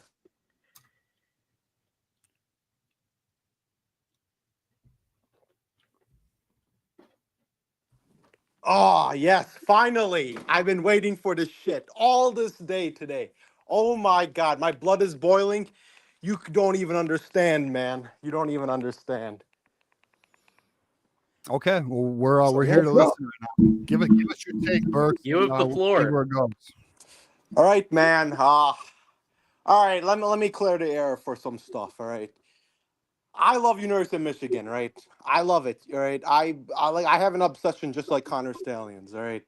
And here's my issue. So, first of all, John and TJ, I didn't want to fire you two. I even said in that video that you guys are doing a good job and Voice of College Football. Didn't I say that? Yes. Okay. You said cool. we were doing a good job before you tried to police our All right, content. And we're doing a great Yes. job over here. Yes, All right, you all right, said Before it. you're policing our content. Yeah. All right. Yeah. So, yeah, I did say you guys are doing a great job. And Uh-huh. the issue here is this, right? It's true. All right. I am a control freak in this type of stuff. All right. I listen, this Connor Stallion stuff, man, you don't understand how much it's pissed me off. All right. Yeah. I have a problem with it, a huge problem. And the issue, I'm trying to help you guys because I don't want people. I'm on Ohio State channels all the time. All right. You All don't the say. all I right, don't believe you. like, okay, Ohio Pod, right? I talk to these guys. Sure. They have Yeah. zero respect with Michigan. And I like the guys. They're my guys, those two hosts. But I'm telling you, they don't respect Michigan. And all they do, Connor Stallions. That's all I'm hearing all the time, right? And my issue here is this, I don't man. believe you. I don't believe you, Burks. Is that all they're talking about? That's not all they're talking about. No. But Go on. but basically, what I'm trying to say is this, man. I'm trying to help you guys. And I don't even realize why the hell you guys are, when you put this type of content, right, with Connor Stallions and stuff, it's going to make a mockery of our fan base. And I don't want you guys to piss on the block cam. That's what I'm trying to say. I don't want Why you guys do you care so much about what the Buckeyes and stupid MSU fans have to say? Why do you care? Because I care. So I care what other people. I care what other much? people say. I care what other people think about Michigan Okay. and stuff. I care. Okay. I always was like this my whole life, man. I always cared about what other people thought and all this shit. Okay. So I try to improve myself, get better, and that's how it is. And that's what I want with Michigan. And also another thing, TJ, you need to stop with this Queen Jolene crap as well. This stuff is going to make our fan base, right, desperate as hell because now that, Larry Ellison has all this money. You know, it just makes us look desperate. We are damn Wolverines. We need to be damn it strong. We can't do this crap. I'm trying to preach here. I'm trying to help you guys out. Yet you guys don't want my help. Burks, what is wrong with having fun with Queen Jolene and Uncle Larry? What is wrong with It's not that? going to make us look desperate as shit. How's it desperate? We're just Because fucking. of the money and crap, man. The NIL Hold on, crap, real- bro. Real quick. Did you not watch us last year, Burks? Yeah. Did you not watch us at quarterback last year? We were desperate for Bryce. We were desperate. When Yeah. you're speaking the truth, who cares what they say? Because it's the truth. We needed him. We were desperate for a quarterback. We needed that $10 million to get him. What are you talking about? Yeah, bro. And like, not only that, we're in the era. So wait, should Oregon not like having Phil Knight? Should Miami not like having Ruiz? They're a big donor. Like, what is wrong with having a super donor and having fun with it? It's a fucking joke, bro. Like, you're taking it too serious, Burks. And then, like, also, brother, I'm gonna be very honest with you. Burks, you are never gonna make Ohio State fans and Michigan State fans like you as a Michigan fan. They're always gonna find something to give you shit about, bro. Always. I'm trying. Always. I'm trying to have Michigan, Ohio State fans. You know, I'm trying to have Ohio State fans like Michigan. I'm trying to do Look, that. That's Burks. And let me just say this. And I know, Johnny, I know. Listen, that's never going to happen. But listen, that's why we have this community here, because we welcome Buckeyes. That's why we have the Phillips and the fucking Steves and the Doreens and the other Buckeyes who are more than welcome to come here and talk ball. And the We have a Alexes. Buckeye moderator, for Christ's sake. Yeah, like they're always welcome here, bro. Yeah, we talk a little shit, but we respect the rivalry. Like, that's what it is, man. And like at the end of the day, Burks, like, you cannot let the opinions of bro, let me tell you something, Burks. You want to know how you can learn to not care about the opinions of others, especially those you build your own self-worth and understand your value, brother. Who gives a fuck? Listen, Jesus was killed, son. Okay, you're not making everybody happy. It's never gonna happen. Someone's gonna hate you for something, whether it be skin color, religion, gender. Who gives a shit? It just doesn't even matter. There's always gonna be someone who does not like you, Burks, because it's just unfortunately the way it is. It's just unfortunately the way it is. And in college football only intensifies that. Because we are, unfortunately, but also fortunately, because it's fun, tribal as fuck. We have fan bases, we have teams we root for, we wear colors. We separate ourselves from the. What does Michigan have at Schimbecker Hall, John? What's not allowed there anymore? Red or green. Right. We hate any red or green just because we're Michigan. It's just Burks. At the end of the day, bro, it's just for fun. You cannot take this so seriously. Life is such a grind. There's so many people out there going 9 to 5, if not more, 70, 60-hour weeks, kids and families, bills, stress, health. Who cares? That's what matters. That's the shit that matters. It's not this. And the Buckeyes, they live and die by their football team because they're only used to winning. They can't handle not winning. So that's why they are so emotionally and mentally affected by the counter-stance thing, because that's got to be the reason. They cheated. They cheated, Burks. They couldn't have beat us fair and square, even though last year everybody knew and they had different signs and Sharon Moore and all that stuff. No, dude. That's just, it's unfortunate, but it is what it is. And then here's the other thing, Burks. Let me just say this. The issue with you calling into Mark Rogers, it was not that you disagree with us. You were telling Mark, you misrepresented our position by saying we think Connor Science didn't do anything wrong. I did that on purpose. Let me explain. I did it on purpose so he could. Here's the problem. Yes, it's true. Okay. I did go on Mark Rogers' show, and I did want him. I did do that on purpose. I know what you guys said. I'm not that stupid. Trust me. I did that so he could take that. He could call you guys, take all your Connor Stallion stuff, this espionage crap, all this stuff. He'll tell you guys, all right, you know what? It's gone. And he would have a call with you. I only did this because I just don't like, I don't want other fans and stuff. And yes, it's true. I went to Mark Rogers right away. I didn't call you guys to talk about this because I like to get shit done. And that's the thing. Mark Rogers was the easiest person to go to than going to you guys, because you guys wouldn't take it out, So it's true. You don't say. It's really true. Yeah. So you skipped. That's why I went to Mark So Rogers, you skipped that step to go to the principal's office to tattle. Yep. Well, not okay. Out of the act of ultimate disrespect to what we do every single day. And let me tell you something, Burks. You are within your rights, because this is America, to start your own podcast, your own show. What's stopping you, Burks, from having your own podcast, your own YouTube show where you control the content? Why can't you go do that? I can't, because I don't have time. Second of all, I don't want. Here's the issue, dude. You're watching all these Ohio State podcasts, calling in. You have plenty of time. Go on. I'm sorry. I don't want people to piss on the block end, bro. And that Connor Stallions is exactly what this is. 6 violated, 1 penalties or shit. Dude, he obviously did cheat. It's true, man. I don't care what you say, what your opinion is. Burks, here's the deal, bro. Here's the real approach to take with this, okay? First of all, the verdict is going to come out. That's going to give your answer for everything. There's nothing we're saying or Ohio State fans are saying that's going to change what the NCAA is about to do in August. So it's going to come out. And then however the cards fall, they fall. And it is what it is. So either we're going to look bad or Ohio State's going to look silly for saying hammer all this time. But one way or another, it's going to go in a certain direction. So then let the results speak for themselves, Burke. But all you needed to do, brother, was just hold your position and say, you know what, I disagree. I think Connor Sanders, if you just articulated your opinion, Burks, you'd still have a home. But what you did is you came at the entire community and fan bases of your own people. And I'm quite honestly, Burks, and there's a philosopher I like to listen to, Alan Watts. He's my favorite philosopher, okay? Bro, what you did is the common thing that most do. The thing that you didn't want to happen, you did it. You pissed on the block end because you pissed on all your fellow fans, brother. And then I'm trying to protect. I'm trying to save this fan base. That's what I'm trying to do. I'm trying to be the damage. Who anointed you, Jesus? Who anointed you? The reason why you Burks, you're holding on so tight, you're strangling the baby, bro. You're strangling the baby. Listen, stop trying to control others. You gotta let life flow, bro. It's true. All you I'll can be honest. control is Okay, I'll you, be your thoughts honest. and your actions, man. Yo, I'll be honest. All right, I've been trying to control you guys all year through the Michigan Yeah, no Avengers. shit. Thank you. Well, at least you're being honest about it. All right. No, because I want your So go channel. fuck I want yourself. the Connor Stallions. Go stuff. fuck yourself because you just admitted Yeah. to the ultimate John, watch your disrespectful mouth. action. Oh, hold on. John, watch your mouth with me right now. All right. Yeah, I don't no. want to go to this. Be No, respectful. watch Be your mouth. respectful. All right. Let's just Holy keep it shit, respectful. We gave you your No. say, Calling and go, you tell me admitted go fuck myself. You're a to damn you ginger. admitted Hold on. to trying to control what we do in the ultimate disrespect. You can go start your own show now. You're banned. You can go start your own show. You guys are pissing And on you- the damn block M. I That's what went you to guys the are damn doing. school.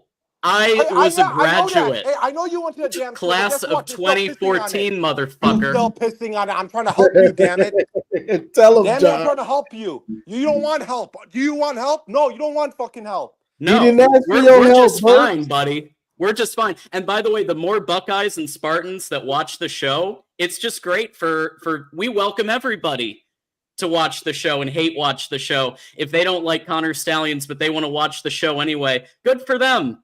Steve is here. He watches the show. And he we disagree on everything, but he watches the show. We have Buckeyes in the chat right now. We have a moderator in the chat right now who's a Buckeye. Yeah, and Burke, it's not pissing on the block M. We're having fun with the pageantry and all the extras.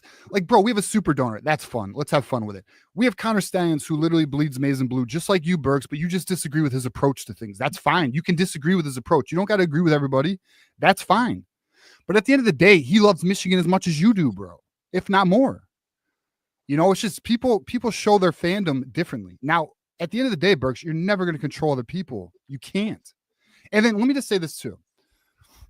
You coming at Mark to try and get him to take down all of our stuff. I'm just going to be honest with you. We have a very thriving channel and community. It's not. I know that. Didn't I say that? I said you guys. I know, but I'm just letting you know it's not going to happen, bro. Like, a lot of the community enjoys our approach to it. And here's our approach, Burks. We are just having fun. We're just having fun. People are taking this shit so serious. Let me tell you something. I have some financial bets on the Connor Stallions things, and you know what? If I lose that money, you know what? That's fine. It's just fucking money, bro. Like, at the end of the day, like, I'm just having fun with it. We're here. Like, I work like the rest of you guys. Like, I was actually telling my parents today. I was talking to my parents. I was like, you know what? I almost feel like I'm in college again because I'm grinding. I'm tired, but like, I get to do the podcast at the end of the day, and it's great. And it's fun. We get to talk ball. That's what's up. We have so many people who comment saying, oh, I look forward to Tuesday and Thursday, even though today's Wednesday. Like, oh, I look forward to the show. Oh, this is my escape. Oh, I'm listening to you. I'm at work right now. It's 3 a.m. It's night shift, and I'm listening to you guys. That's the whole point, Burks. This is an escape. It's not supposed to be too serious. Like, it's okay, bro. Like, it's okay. And Burks, everything you're saying, it's either going to come to truth or it's not in August. Like, you're going to have your moment, whether it be a victory or a loss, on your position, on how, like, for example, Burks, you said that you believed on Mark Rogers' show, you think Showmore is going to get a show cause. Do you really believe that? Well, here's the problem. I'm trying to be in a win-win situation. I don't think there's gonna be vacating and stuff, but I want to put myself in a win-win situation. If I say show cause one year and it shows that, okay, you know what, I was right. And you guys are all wrong about the Connor Stallion stuff. But if Ohio State, right, if they are wrong about it, then I don't know, dude.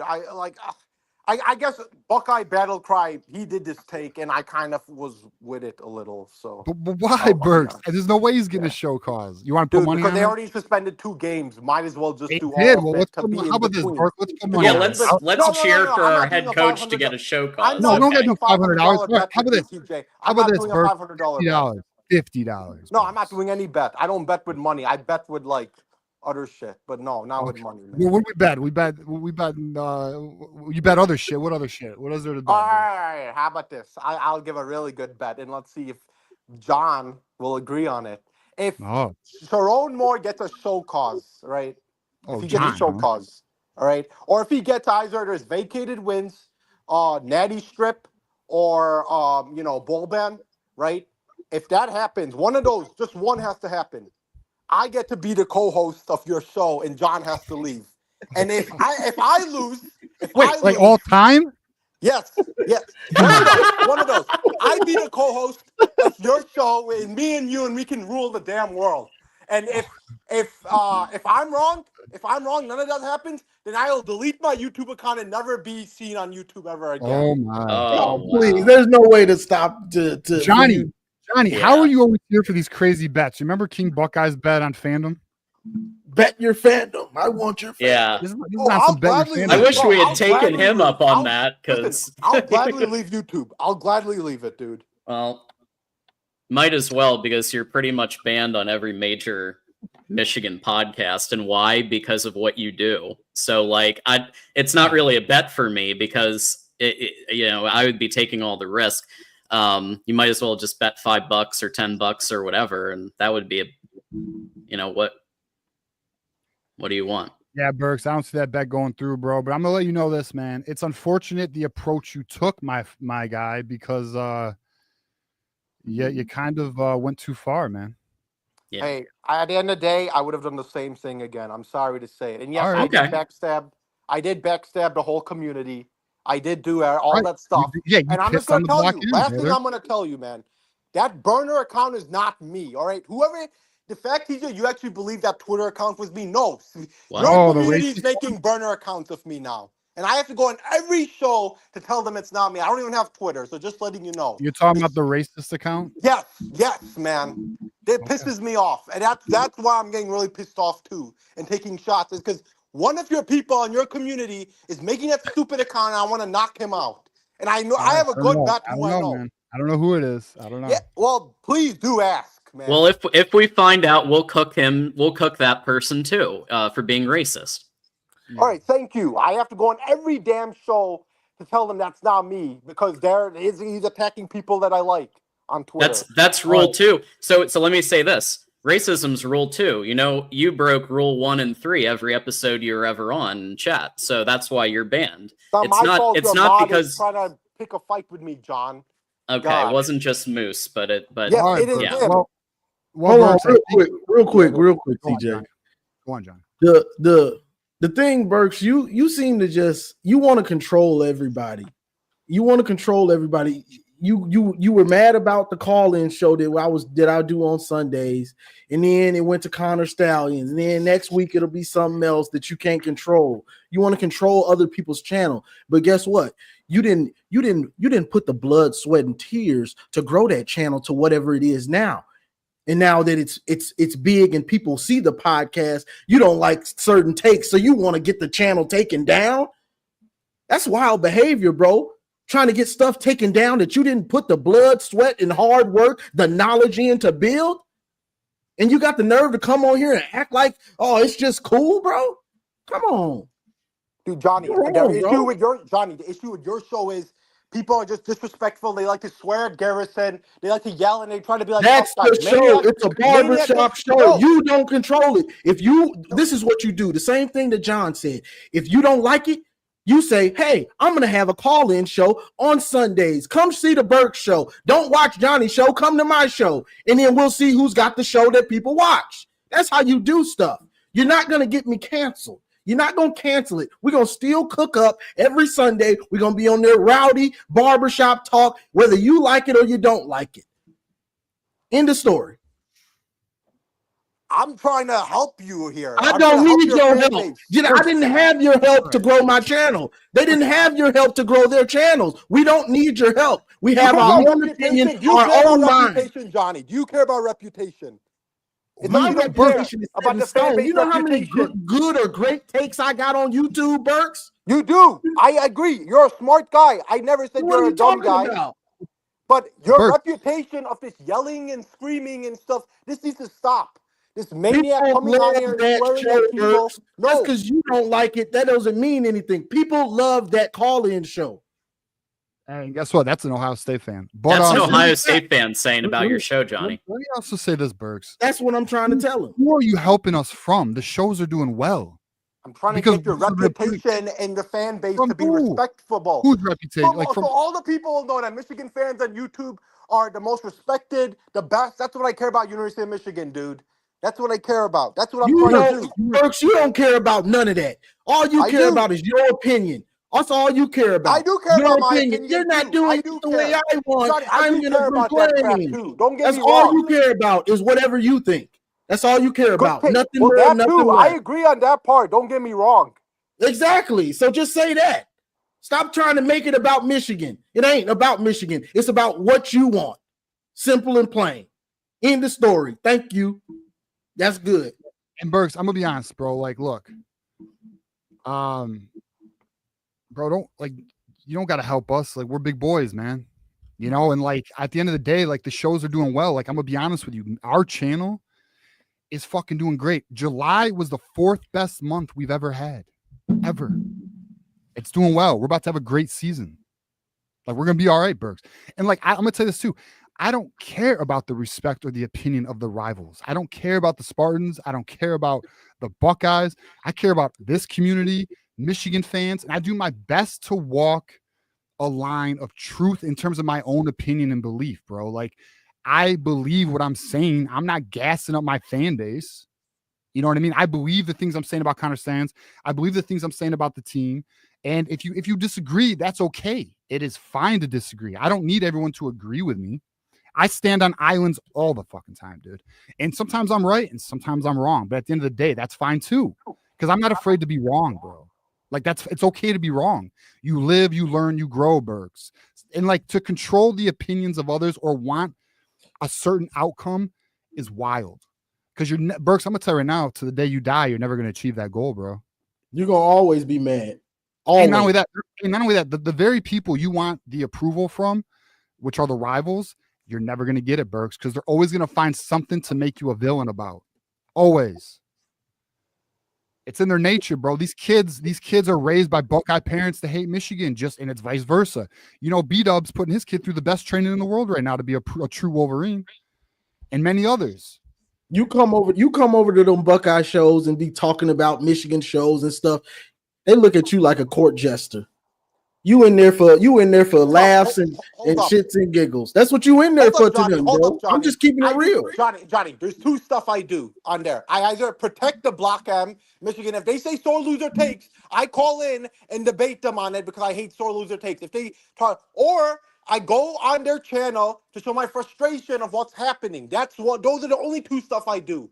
All right. And the reason I go on their channel is so I'm frustrated as hell about how the stuff about the Connor Stallions and all this other crap, right?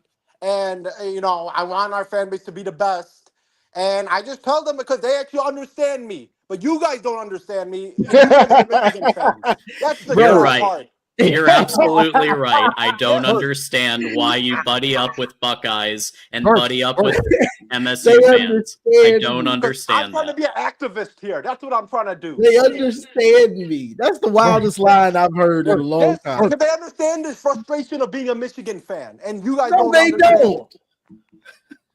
Burks, I got Buckeyes in here agreeing with me, bro. You understand what I'm saying? Because they understand, bro. They are Buckeyes. They're it's in their DNA. They're not gonna love us. They may agree on things here and there, but they're not gonna agree in the grand scheme of things. They ride for their team. We ride for our team. At the end of the day, the only thing we have a common, well, there might be a few things. Obviously, I'm sure everyone wants everyone to do well at the end of the day. But we all love college football. There's our commonality. Outside of that, it's fuck you. But respectfully speaking, you know what I'm saying? This is what it is. You wild, Burks.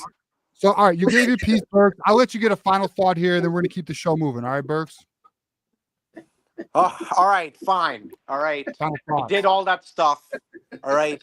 I backstabbed all you guys. I did it all for Michigan's sake, right? And I don't know what to say, man. If you guys aren't going to change, then might as well I just give up. Johnny did that. If you, Johnny, or Maze Madman, and yes, I want Maze Madman to get Kinetic and Maniac off his show because they have the dumbest, stupid takes, but whatever. If these guys don't change, if you three don't change, then I guess I have to give up. I can't do shit about it. You're right. I can't do shit. Go start your own show. I just won't talk shit anymore about your three channels because you guys aren't going to change. Why don't you start your own show? You clearly have time. No, I don't have time. I work at freaking 9 to 5. I don't have so time do for I. that shit. Join the club. Me too. 7 to 3:30. I go travel around the world, conferences. I do these shows. You have time. I promise you. You could do a once a week show. If you Stop wanted making to. excuses, Burke. Don't make no excuses. Hey, You Burks, do I got it, the name of your or show. don't. It's the Michigan Youper, bro. Michigan Youper. Go start it. Don't make no excuses. You wanna cook? Turn that camera on and make your own videos. All right. Hey. I got some super chats. All right, Burks, you're gonna stay on here because we got some super chats that some people wanna. All right, so let's see. We got hold on. Damn, we got a lot of super chats. My bad, guys. All right, so then we have so Detroit Wolverine says $2 super chat. Thank you, Detroit Wolverine. By the way, we unlocked the third hour, guys. We're going 3 hours. We have Burks, if I told you, oh boy, you're a mama's boy because you sleep in a full-size bed decked out in Michigan sheets, wouldn't hurt your feelings. Ignore the outside noise.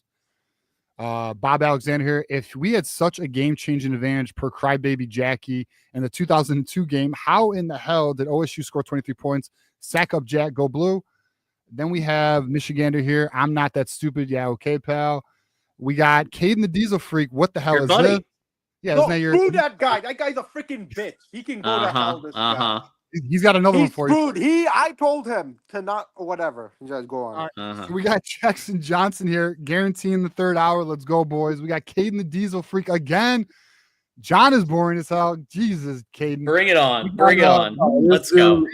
By Dom Burks, isn't it time to move out of mommy and daddy's basement? So, effeminate. What was that? What's that word? Effeminate. Effeminate. John went Yeah. to Michigan. I went to Eastern. Leave me alone. Reporting channels to YouTube. Okay. Then we got Brian here with a $5 super chat. Burks is an undercover Buckeye fan. Dude has to be a shut troll. up, Brian. I'm not. All right. Get lost. Bro. You've been acting like one. You've been acting like one. He contributed, just like your buddy Caden. Hey, Aaron Spencer here, $1.99. Great show, my boys. I love Alan Watts. I'll show you. I got it. Oh, nice. There's a good book by There Alan we Watts. go. Become what you are, boys. Get some philosophy in your life. Good book. There you go. All right, next we got Caden the Diesel Freak. Burks is boring. Fuck off, Caden. You piece of shit. And we got Blue Wolverine, $4.99.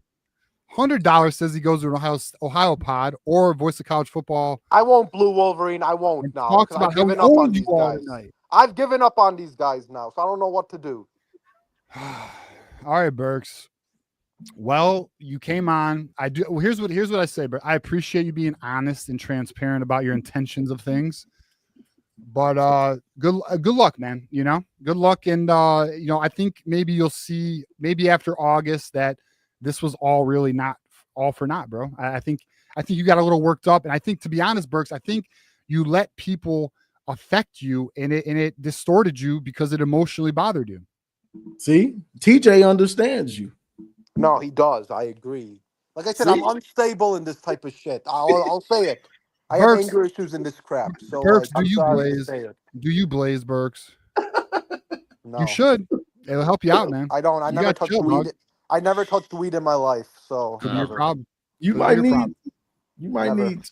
You might need some edibles, bro. I'm just saying, you got to chill out, Burks. Just relax. It's all good, man. But all right, Burks. Appreciate you coming on. I actually appreciate you coming on. It was a good talk, man. I wish you luck, and we'll see how August goes. All right, man. All right. Thank you, TJ, for everything. Like I said, I still like you. Even if you don't like me, I still do respect you. Johnny, I respect you as well. I just don't like your approach to how you did it, man. Oh, okay. No, and I agree. And I agree. You don't like the approach. I did it like that because I thought I could get shit done faster, but it backfired on me. So, It did backfire, bro. All right. yeah. All right, Burks. Well, hey, go Lions, man.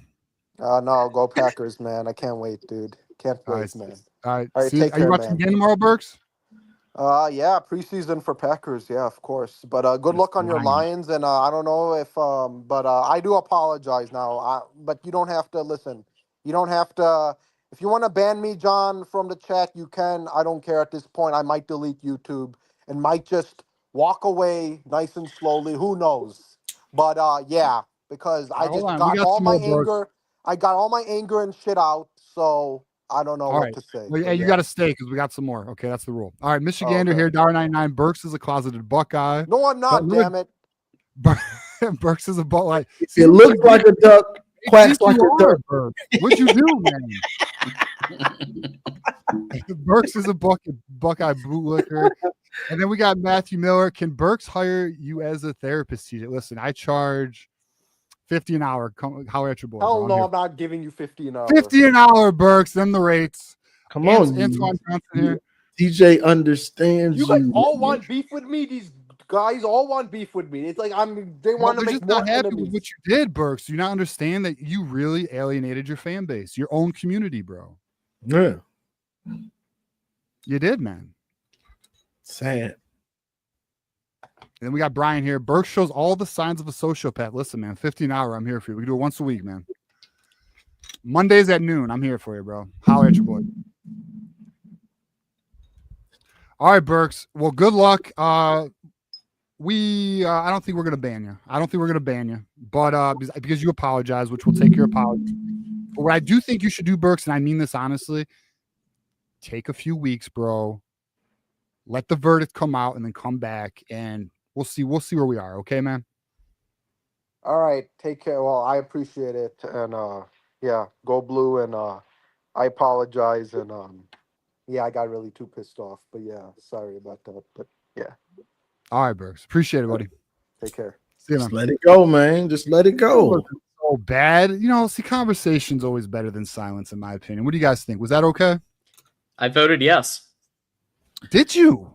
I voted yes, absolutely. I didn't know you did. I didn't know you voted yes. Oh, okay. I said to TJ because TJ asked me like what Yeah, I texted. yeah. And Well, and you said I said it's your show, do what you want. Yeah, you decide to put the poll up, and I voted yes because you know what? I knew exactly how it was gonna go, and that's exactly how it went. So when Burks came on, so full transparency how that went down. Burks came on early. And I wasn't sure how. I was like, oh, I don't know. So then I texted Johnny. I was like, bro, should we bring him on? And Johnny goes, what'd you say, John? You said like, you basically, he goes, I guess give him a chance if you want. And I'm going, bro, don't put this on me. Throw it right back at it. I text John Diadamo, and I'm like, what do you think about this? And then I think he said your show. So then I was like, fuck it, we'll let the people vote. And then however it goes, So that's why we had it. And I'll be honest, man, I'm glad we did it because it was interesting to get his full perspective on it. But I mean, at the end of the day, I think we agree it was not a good approach. And I told Mar and the other Avengers or people that Burks was going to come back because it's not the same as being in Ohio State spaces isn't the same as being in the Michigan space. You're not going to hear the same content. You're not going to hear about your team in a fair way. It's not the same. I knew you was going to come back. I knew you was going to be back, boy. I knew you was going to try to come back. Yeah, I mean, look, at the end of the day, all we can hope for is he learns, grows, and figures it out. But all right, we'll get to I don't know, any thoughts on that, John? And by the way, you can hang out with us as long as you want. Cool. Yeah, I mean, I already kind of said my piece to him on the Alabama show a couple of days ago. Shout out! Oh, Jackson. really? I didn't know. Shout about out that either. Jackson Johnson. We were out talking Jackson. about it in chat. I don't know if Jeffrey's here, but I know Jackson's here. And they do a great show, by the way. But yeah, I knew that was kind of how it was going to happen, and Burks was going to say exactly what he said. And I do hope that he kind of examines himself in the mental way of like, hey, why is it so important to me to get Buckeye and MSU approval and to control everything, Well, and that's the biggest one. Like, why do you need the approval of, like, you don't need that. You don't need that. Fuck. I clown them dudes like it's my job. I love to just clown them. That's like nothing makes me happier, honestly. Bro, in my opinion, it's part of your duty as a Michigan fan to go at, especially when the rival is on some bullshit. Now, are you going to make a difference? I mean, how many times you spit facts to a rival and they still don't? In one ear out the other. Yeah, I mean, so it's really a waste of energy, but I enjoy it. I'm just glad that now we know TJ understands Burks. Yeah, I get it, bro. He I get it. I understand what he's going It's through. not just the Buckeye fans that understand you, Burks. TJ understands you. Yeah, I hear his cries. His cries. You send him $50 and he'll talk to you for about 20 minutes or something. When you get that urge, then you send him Cash App him 50, and then he'll accept the call and you can work it out. See? I mean, I'll say this though. I'm glad he was very fucking honest about it all. I'll say that. I'm very, and like we knew what he was trying to do with Mark. Yeah, that was petty. That was real petty. He's like, I know I lied to Mark, and it's like, oh, I know because we know you lied. Yeah, that was some snake stuff. I might not have ever gave him a chance with that because that was trash. I don't hold fucking grudges unless like it's something like, again, I don't take this shit serious, bro. And like, not only that, like this, my intent is not to make this sound egotistical. Like, bro, I'm good. Like the channel's good. The show's good. Like we're good. And plus we're not here to like we're not starting. I'm not throwing gas on anything. I'm just giving my honest opinions. I'm not trying, you know what I mean? Like, so at the end of the day, if that's not good enough, then it is what the fuck it is, So funny. All right, so let's get to the super chat. So we got Blue Wolverine here. We got a bunch of callers. We'll get the callers going. Apologies, guys. Never forget, John used choice words to Burks tonight and said it with us. You did, John. I don't think I've ever seen you on the show. John was cooking, boy. John said, hey. I gave my closing arguments, and as far as I'm concerned, it's over now. Yeah, and I'm moving on to. I'm over it too. I don't give a fuck. I'm over it. I've been over it too. I know Maniac approves. I know Maniac was very happy to see John go at Burks. All right, let's get the show going. I thought it was good though. I'm happy we did that. I'm glad the community voted yes. All right, let's get. All right, so we have Alex Mark. Speaking of Buckeyes, Alex Martin is next. Let's get him up here. Oh man, I was hoping to have him stay on. I wanted to ask him some questions, as I feel like asking Burks about him as a person as to why he likes Ohio State so much is like unlocking the psyche of Ohio State fans. I really was like, oh, this is my chance, because you can't talk to my fans like they're insane. Anyways, how are you guys? We're doing good. Hey, Alex. Doing good. Awesome. Doing good. Good to see you back around, man. It's good to see you. Yeah, what's going on, guys? Awesome. You ready for the season, brother? Oh my God, I'm scared for our game with you. I'm absolutely frightened. Yeah, I'm afraid. Way to go. You should be thinking about. Oh, 100%. And of course, we're not, and you guys are. Right? Yeah. We feeling real good. You feel really good. And go ahead, John. What do you think, Alex? What do you think the reason is that since 2021, Michigan has taken the rivalry so seriously that they say things like, what are you doing to beat Ohio State today in the locker room? No red and green allowed in the facility, or scarlet and green. And it seems like Ohio State is positioning their team just Why do you think, to John? go to the playoff. Why do you think, John? Why are you guys so good at beating us? Why? Trench play. Bingo. But why, like you said, why are you so invested in beating us and we're not? Why do you think that is? We care about the rivalry very deeply, to the point where it's more important to even some of the players at Big Ten Media Days than winning the national championship. I don't know if you heard that from Big Ten Media Days, but beat Ohio State is for us above a national championship, and it is for me. I would feel a little hollow if I won a national, if Michigan won a national championship, but Michigan lost to Ohio State. How is it that you guys, when it comes to other games, you play your games, but when it comes to us, you just want to decimate us? Because we obviously don't do that to you. How do you guys pull it together? Yeah, go ahead. Jim Harbaugh, because there was a time where we avoided the rivalry. Jim Harbaugh wouldn't really acknowledge it or talk about it too much. Like he acknowledged it in the sense of like, yeah, there is, but like he wouldn't like avoid the rivalry. But then he just, but like honestly, and this is like human nature, right? His back was against the wall, and he said, "We're gonna win or fucking die trying." Wow. He that mentality. He went all in. He put on in the weight room. What are you doing to beat Ohio State today? They ran the Michigan drill. They implemented that, and then it became everything. And now it's our culture. It's our identity. And now when these guys play you, that's why our team was unfazed going into Columbus. Everyone saw that video. The crowd, the players coming in, bring the fucking noise, like, and that's what this shit's about. Like, so our team is just fully invested. Your school took the approach of, oh, we're better than you guys. We don't, honestly, you guys kind of took the same approach we do to Michigan State. We kind of really don't even like, all right. Yeah. We got bigger things, But like at the end of the day, that's what's hurting you guys. We'll see how you guys respond this year, though. Yeah. Jeremiah Smith guaranteed to win.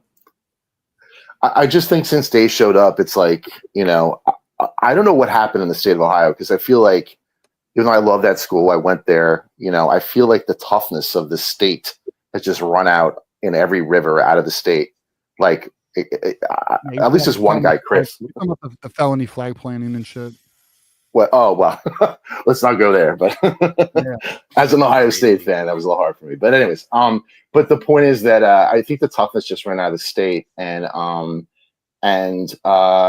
like with Day, and everyone's making excuses, and we're like, at least Chris, what's his last name? Wilds on the Ohio podcast. He used to hate Day for like a solid year. I'm like, good, at least someone's speaking up.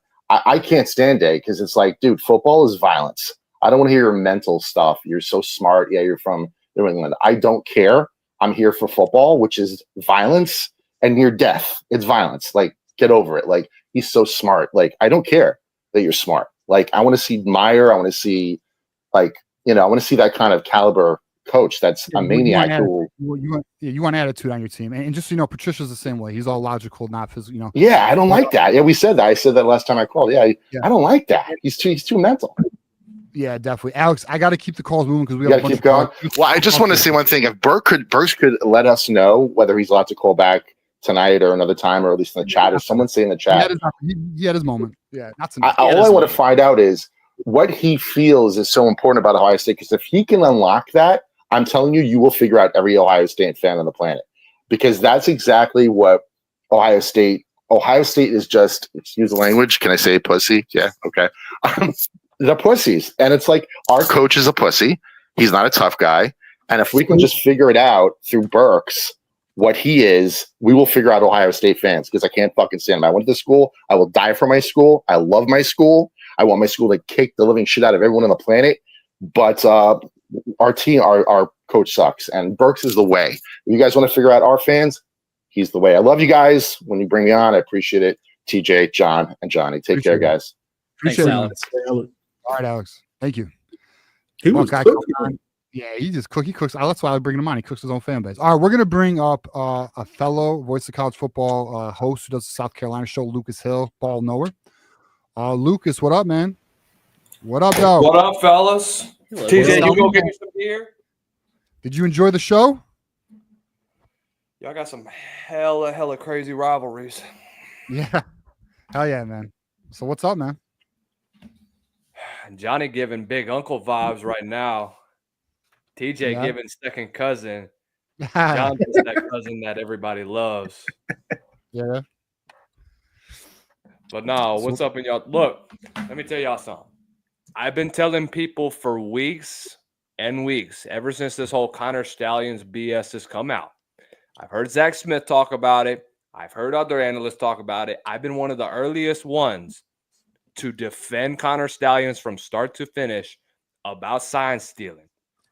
Yeah. If you want to get, everybody's going to say, well, he cheated. Change your freaking signs. Right. That's what you do week in and week out. You have all 22 film. You can look at sidelines. Mm-hmm. And guess what? If things don't change, I mean, guess what's going to happen? You're going to find out what signs that you're going to use. These, whenever you have these on third down, that gets you checking to another formation or whatnot.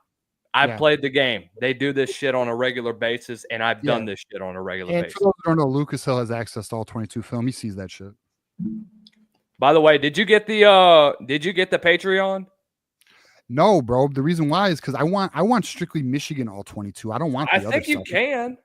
With the $25 one, it's not a bad investment. Maybe we'll talk more about it. I mean, I'm interested. I don't know if I want to pay that much for just Michigan film. How much is it? It ain't that much. 25 maybe for all 1,100. You know what, Johnny? Maybe we all go in on it. We can get it. I know. Maybe I think you can, for the $5 option. You can request like specific players and get that type of film. Yeah. So I would just want Michigan. I just want Michigan. If I can get all 22 for Michigan, that'd be legit. I mean, if you want, I think if you want all 22 for Michigan, because I talked to a guy that I know that's a former director of player personnel. He said just record it. To be honest with you, that's the best one you're gonna get. It's either that or you email the actual coaches, and they should. I think that y'all are pretty much cool with them because y'all got a bigger channel than where I am. But I mean, y'all should be able to get access to their film. I mean, I'm sure they wouldn't mind. It's just film. It's not like y'all gonna leak it out to the damn public. Yeah, maybe. So, yeah, I mean, I don't. We'll see. We'll see. We'll talk more about it behind the scenes. So, I know that's really all I wanted to come in here and talk about. Get y'all introduced to me. Holler at me on X at Lucas_Hill23. Yeah, Support the voice of college football at South Carolina voice of college football. Appreciate you, Jackson, for all y'all's help. Hey, we're trying to get to 1,000 by the end of the year. Let's get it. Everybody throw them a sub if you haven't already. Let's show the people. I need some money. Yeah. Hey, hey, Johnny, talk about those ducats, bro. We got to get Lucas some ducats, don't we? Yeah, go subscribe to Lucas at South Carolina, the voice of college football at South Carolina. Let's help this brother get some chips with dip. I'm tired of working at Canes, bro. I'm tired of working the 4 to close. I'm tired of working the 4 to midnight, bro.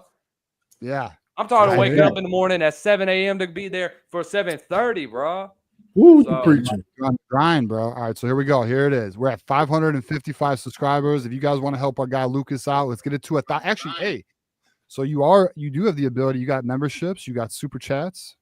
That's a start. We got to get that thing going, Lucas. We're only, 445 away from ad revenue, brother.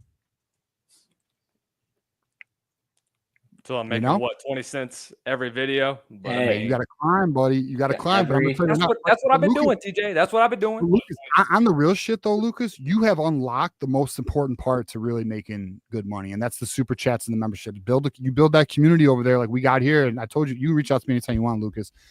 There's just there's a few things you need to do, and if you can build that community, bro, you can build a power over there. Bro, I just pinned this South Carolina fan base is crazy, bro. They've already got me running a damn social media account, and it's got over 18,000 followers on there, bro. Lucas, I just pinned Jackson Johnson's chat, at least for now. Everybody, go to that pin chat and make sure you're subscribed to Lucas and South Carolina Voice College Football. Let's help him like we're helping everybody in our network because this is a team effort to grow.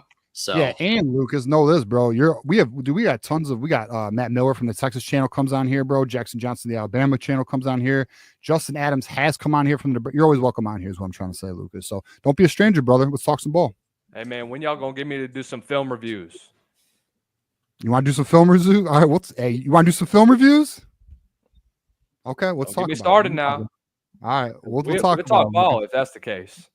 Fair enough, brother. Fair enough, man. All right. Well, hey, Lucas, let them know where your social media is at so they can give you a follow as well. Yeah, holler at me on X at Lucas_Hill23. Y'all already know where to find me at on YouTube. But other than that, fellas, y'all have a great rest of the night, and let's get after it, boys. Yeah, keep grinding. Football's here, Lucas. Let's go, bro. Yes, sir. And I got a Sunday call-in show at 2:00, Lucas. Feel free to call in. Everybody's welcome. Any fan of any team, come cook it up. Yeah. All right, let's get I know our boy Marmar is fucking ready to talk some ball and talk some shit to some Ohio people. All right, Marmar, you ready to come on, brother? Yeah, he looks ready. What up, Marmar? Oh, hold up. You there, bro? What's good? What up, man? How y'all doing? Hey, Mar. What up, Mar? Hey, you and Caden about to hang out or something, huh? Yeah. Bring Caden up. Cause I'm in Ohio, Caden. We can duke it out in the street. You feel me? I gotta get this. They said I gotta punch on something. I gotta punch something. And you could be the one I punch on. Easy now. Not easy. He talking about he want to beat John ass. Like, come on, I'm in Ohio. Come with my ass. Yeah. What's so funny is he doesn't even have his camera on. You're gonna say that you don't even have your camera on. That's just weak sauce. Nah, I'm just talking shit. You feel me? I ain't trying to punch on him. Hey, what up, though? TJ, man, I was trying to hit you. I gotta share something important with you. I know, bro. I know. I'm just saying. All right, I get it. I got it. But I still need to share something important to you. All right, I'll hit you up after the show. Bet. What up, Johnny? You know what I'm saying? You said it, Johnny. You said it. You said it 3-4 months ago. Since you've been on this tangent. Hey, since you've been, you said you go. Hey, he said Johnny verbatim. Burks gonna show up. This how he did it. I'm gonna do the Johnny. He was like, Burks gonna show up before the season start. And I'm like, nah, he ain't gonna do that. He's like, hey, You know, Burks is just gonna show up, and I'm like, all right. And then today he shows up. I'm like, and I put in the comment, I'm like, Johnny, you were so right, bro. So right. Yeah, man, homeboy on that delusion, sir. I mean, I don't know what's wrong with him. He good. And John, Diamo, you didn't have to put him in the blender, take him out the blender, then tropical smoothie him, and then put him back in the blender, and then take him out, and then tropical smoothie him again. Come on, man. What are we doing here? Listen, that's why I voted yes. If Burks wants to come on and get the smoke, he can come on and get the smoke. That's what we did. Yeah, and you smoked them you smoked them like brisket. Man, nothing better. Yeah, it was interesting. It went actually better than I thought it would. I thought that thing was going to turn chaotic as shit. It actually did not. Nah, because he was coming into be welcome with open arms this way. So you know. I mean, he apologized, bro. I can fuck with that. Yeah, I said forgive and be forgiven, right? You know, yeah, it can happen. Yeah, you know, just don't let. Hey, so hold on. Yeah. We forgive and be forgiven, but that don't mean he can go do this next year and then come back. He can't do that. We forgave him. Yeah, we forgave him. We forgave him, and now if you do the action again, John already said we're gonna ban them. This your last and final warning. You forgive, but we don't forget at all. I didn't say I was bringing him back in the chat. John Just for the record, I never agreed to that. Come on, John, you But listen, no, he went way beyond because when you break, it's not just like everybody plays fast and loose a little bit, and you know maybe you call somebody a clown, or maybe you get in with jabs here and there. That's whatever. But like every episode, to go at it with Moose, to go at it with me, to go at it with people that are just volunteering their time to help out, like a Moose does, like a moderator would. That's disrespectful. And then, you know, the cherry on top was the Mark thing. So like TJ runs the Thursday show. So if wants to have Burks back, that's completely his prerogative. But on the Tuesday show, no. Yeah. John said no more. So what was the main topic today? Football's back, baby. I don't know what we want to talk about. Anything. Well, really, we're talking about so players. In 30 days, well, tomorrow the 31st, right? Yes. Yep. So a week from, 28 days from the 1st, I'll be in Ann Arbor because I'm coming up early. I'm either staying in Ann Arbor or Canton. I'm debating right now. I really want to stay in Ann Arbor so I can walk to the stadium. Yeah, stay in Ann Arbor. But you are my cousin in Canton, my real blood cousin. Check out my real blood cousin named DeWine Ford. He came out with the new movie in Detroit that is called Return of the Mac. It's a remake from the 70 movie. That's my blood cousin, my first blood cousin named DeWine Ford. Check him out. He did good. They got a mini awards at some movie festivals. So check them out. That's dope, man. For sure. So yeah, I'm coming up there. Either the Canton and Ann Arbor. Nice. I'm going to Bryce's first game. It's like going to see Michael. You know what I'm saying? Michael Jordan first game. You didn't know he was going to be a legend, but people could tell. You know. Shit, I know. Too bad you can't save ticket stubs no more because that'd be a dope ass ticket stub. You know what I mean? Nah, I save it on my phone though. Yeah. I got I got Google, so all my tickets go to my Google wallet, and then they save all my archive. They archive all my ticket passes. Yeah, but it'd be sick to have like a nice physical, like fucking nice ass. I can print it out. Hey, you know what I do? I will screenshot it, print it, and put it on the wall. You know what I'm saying? There you go. Yeah, you know what I'm saying? Hey, Mar, you want to stay on here when we bring up Dom? Yeah, man, right on my boy Dom. Hey, All right, Dom is a Dom, real next. one, man. I love him, man. That's a good guy, man. Great guy, awesome. I'm gonna give him Hell his yeah. flowers. I'm gonna give you your flowers too, TJ. Y'all do Hey, great work. All y'all Michigan podcast. I mean, the whole Michigan community does great work. yeah, appreciate it, man. Let's get Dom up here. Man, Appreciate I it, man. love, bro. Dom, how we doing, man? I'm doing Hey, great, Dom, gentlemen. Mar you got Mar. What how up, you Dom? doing, brother? Hey. Hey, thanks for having me up, TJ. Absolutely. John, I gotta compliment you. That was I enjoyed that thoroughly. And Master Chef, did I or did I not tell you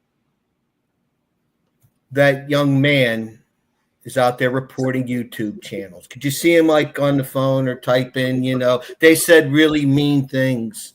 It's the Facts. problems within him. And it's just this. Who knows what else that he does on the side? And I'm not going to take any more time talking about the person. I don't really want to mention his name anymore. But he gets up in here and he like shut your mouth and this and that, and it's just like another keyboard warrior. Where So the whole thing here about the rivalry, gentlemen, and what's the problem with Ryan Day? He's not from Ohio, guys. Tressel was from Ohio. Urban Meyer was from Ohio. They got it. He doesn't get it. And he's, time in the pros. He just doesn't understand what it is. And I don't know if I could find the words to describe it beyond the trenches. But that game is a game that we watch every year, akin to like watching the Super Bowl, where you remember specific series and specific downs. It's that important to so many people. He doesn't understand that. And the pressure this year, regardless of the records, guys, the pressure this year on Ryan Day in Ann Arbor is going to be immense. And I feel that it'll cause him to make some mistakes, and we'll see where that goes. And this craziness, last thing for you here, thank you for having me. Yeah. This craziness from these 20-something-year-old Ohio State fans, they don't understand. The only Michigan they know was an incompetent Michigan team that had inferior talent to their 5 stars that they thumped year in, year out, and that's all they know. They don't know any better. And then you want to say, well, go look at the history. Well, then, you get Garrison math when it comes to looking at the history. It's selective in what supports their narrative is the best way I could put it. But I can't wait. The 122 days. I'm with John. It's the only thing that matters to me. It's the only game that matters. And you know what? It ruined their title for them. And we've listened to them cry all year long. And I'm just telling you, that pressure, Johnny, you get that 5th apple ready this year, man. Oh yeah. Yes, sir. Yeah, no, it's true, man. It's there's because we won that game, it's not the pure title they want. No. So their cope is, we had the greatest run in playoff history. But it's the only 12-team playoff. So of course it's like the best run as it stands, right? But Well, it's not out, guys. Can I say? Has there ever been a team in college football to go 15-0? Has that ever happened before? We did it. Michigan. LSU did.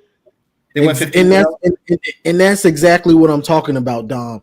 It's not the greatest run if you lost 2 games.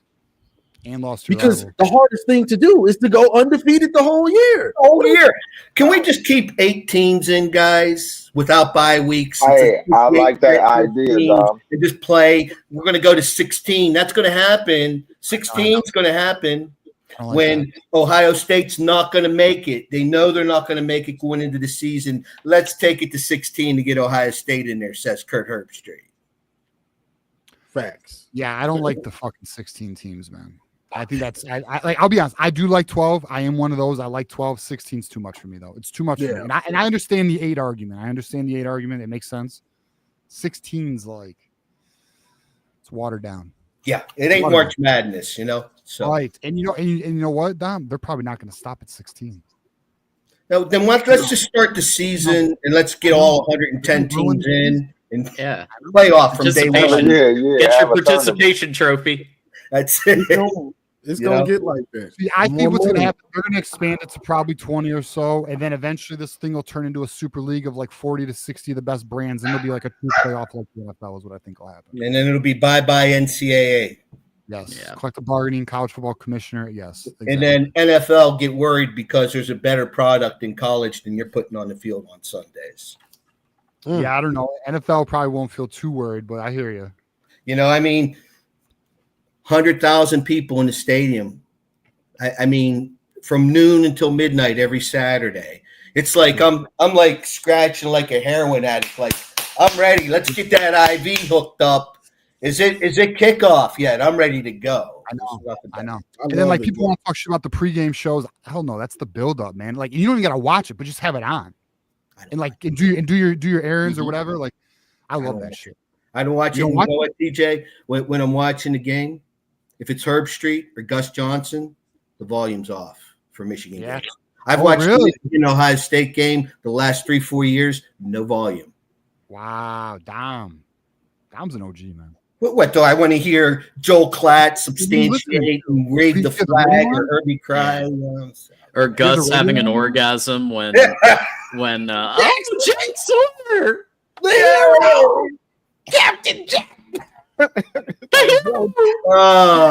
Hey, maybe Gus is related to the guy, I don't want to say his name, that was on the channel here a little bit earlier. Maybe he's related to Gus because they have that, you know, enthusiasm about it. Anyway, guys, thanks for having me up. Marmar, I love you, brother. Thanks for having me. Great show. Yes, sir. Go Blue, brother. Appreciate you, Dom. All right, let's bring up Cliff and Mac. Oh, snap. Let's go. Cliff and Mac are here. Boys. What's up? Hey, TJ, TJ, I have a bone to pick with you. Let's go. It's Wednesday. Hey, can I say something? We do a show on Wednesday at 8:30. Do you? We do. I thought your show was Monday. I thought your show was Thursday. It was. We got the Lions there tomorrow. Okay. Yeah, Lions Chargers. Game. Who cares? It matters. It's football. It's the first game of the year, boys. Now, all right, here's the thing. Jim Harbaugh and Dan Campbell are going to take that game way more seriously than they should. And it's going to be entertaining as hell. Yeah, that's probably true. That's a fair point. We're playing that one. Is that at Ford Field? Whistle, huh? Is it at Ford Field? No, it's at Canton, Ohio, at the Hall of Fame. Right, the Hall of Fame game. Yeah, okay. Yeah, Hall of Fame game. Oh, that would have been fantastic. Can't wait. Wait. Time out though. Your show's on when? I thought it was Monday. Didn't you guys used to do your show on Monday? We used to do it on Monday. We moved it to Wednesday because Monday was a pain in the ass. I was like, okay, dude, hold up. Monday. I'm good on Wednesday. Both of you are in the wrong here. First off, I wasn't gonna bring it up. That was Cliff. He did that. Blame him. Secondly, we changed our show to Wednesday like a year and a half ago, dude. Did you? No, it was like 3 months ago. It was not. It was last year, like mid-season. Have you even been on the show? Sometimes you got to make a schedule shift, okay? Because things happen in life. You got to make a schedule shift. I honestly, I didn't even. I was gonna go to bed, but I saw you guys were still live streaming, and so I thought maybe I should stop being old for a second and come say hi. And so, hi. Well, what do you guys think of the Burks conversation? Hey. Did you enjoy that? Hey. You're Marmar and Johnny Olden. Yeah, what's up, brother? Guys? It's nice to meet you guys. Hey, thank you for the free membership too. Yeah, well, that was that's right. Yeah. Well, appreciate it. Yeah. Are y'all two gonna be at the game? Which game? New Mexico or Central Michigan? No, we're gonna be at Purdue. Yeah. Okay. Yeah. I was offered tickets for New Mexico or Purdue. I've never been to a Purdue game, so I said, let's go to Purdue. That's not true. You have been to a Purdue game because I was there with you. Have you ever been to a New Mexico game? No, but I don't care either. Okay, that's also not true. Dude, I went with you to the Purdue game like in 2012. Do you not remember that? Nope. It was so long ago, man. That was too long ago, man. I went to I the remember Purdue every game game in that we've been to 2022. because, like, who gets to go to every Michigan game? Every Michigan game I've been to has been with my dad. Who gets to say that? That's awesome. So I remember that. Clearly, you don't care about me. It's just not as important. Dang. Well, yeah. Well, we usually end up at the first game of the season. So my boss, I have a very generous boss. He gets season tickets every year, and he gives me usually 1 or 2 games. There was one year where I almost got 3. But it's usually like the first game of the season and then a Big Ten game. This year I could only get 1, and last year we went to Fresno State, and that was just boring. Terrible. I was there too. Yeah. That So was terrible. I said, this year Purdue, we got to do something. At least, Purdue, it's going to be a blowout. So that should at least be fun. Yeah, We hopefully. got a super chat here from DMD. $10 says, I know I'm coming in late, but John telling that guy to go fuck himself. That was the class of 14. Some of the best Michigan call-in show ever, boys. Go blue. Oh, yeah, John. The people Thank you. blue, John. So I did not hear the Burks conversation, but I heard Burks. I saw him you gotta have to check that out. That was well, I saw when he called into Mark's show like a week and a half ago or last week. Oh, And then you too? I saw that one, and I saw him call into Garrison's show. Okay. And the last thing he said was, if any Michigan fans want to follow me and do things the right way, then we'll restore the program. And I commented to Garrison and said, "Oh, the right way, is that some of that Michigan arrogance I keep hearing about?" Yeah. It sounds like Burke. Yeah, that sounds like. So what did he say to you guys? Well, I'll check it out later. Never mind. Well, guess what? Because you have every chapter up to the call in tonight, you'll know exactly what's going on. But essentially, he told us his entire playbook, and then he apologized at the end. So after John decided to go off. You've never seen John like this before. Yeah, Johnny gets into Mr. T mode when he gets going. So yeah. I like that. That's awesome. So, all right, boys, let's ask you this. What are you guys most looking forward to? Matt, Cliff, let us know, up for the season. What are you guys most looking forward to this season? Dad, you want to go first? Sure. I am looking forward to a minimum of a 10-2 season because I think last year the defense was solid. It sounds like it's going to be even slightly better this year. Obviously, the offense is going to be on top of things this year. So I don't see any reason why Michigan can't go 10-2, 5-0 over Ohio State. I would see them potentially getting to the Big Ten championship, or at the very least, the first round of the playoffs, but then probably losing in the first round. That's what I see. Okay. Mac, that's what I'm excited to see anyway. I think Western Michigan's going to win the MAC this year. They've got a really good quarterback coming in. It's going to be the second year of their new coach, Lance Taylor. That Hayden Wolf, so he's that senior quarterback. So they've got the veteran play there. It's going to be awesome to watch. And frankly, I don't care about anything that's not that. So, okay. Everything that we're hearing about Bryce Underwood is that he is the next best thing since Cam Newton. And that's not just the coaches that are saying that. That's other pundits. That's pundits from publications that have absolutely nothing to do with Michigan. So you can't even say that it's a bunch of Michigan homers that are saying that Bryce Underwood is this fantastic quarterback. That's what I'm excited about, is the fact that it seems like Michigan finally got that generational quarterback. And I shouldn't say finally, because JJ McCarthy was awesome, but not generational. Generational is a very rare thing. It's why it is a very rare thing. But I would never fault JJ for that, because Michigan didn't need JJ to be generational to win the national championship or to beat Ohio State's stupid wuss butt these last 3 years, 4 years, whatever. 4 years. So, Cade McNamara beat him the first time, but whatever.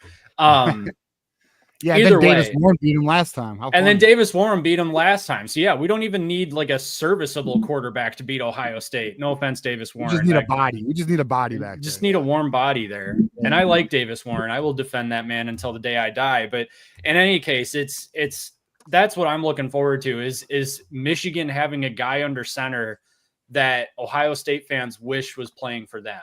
Because I don't know that we've had that just yet. I think even with Kyle McCord at Ohio State playing versus JJ McCarthy, Ohio State fans still would have preferred Kyle McCord over JJ McCarthy because JJ's stats weren't as good.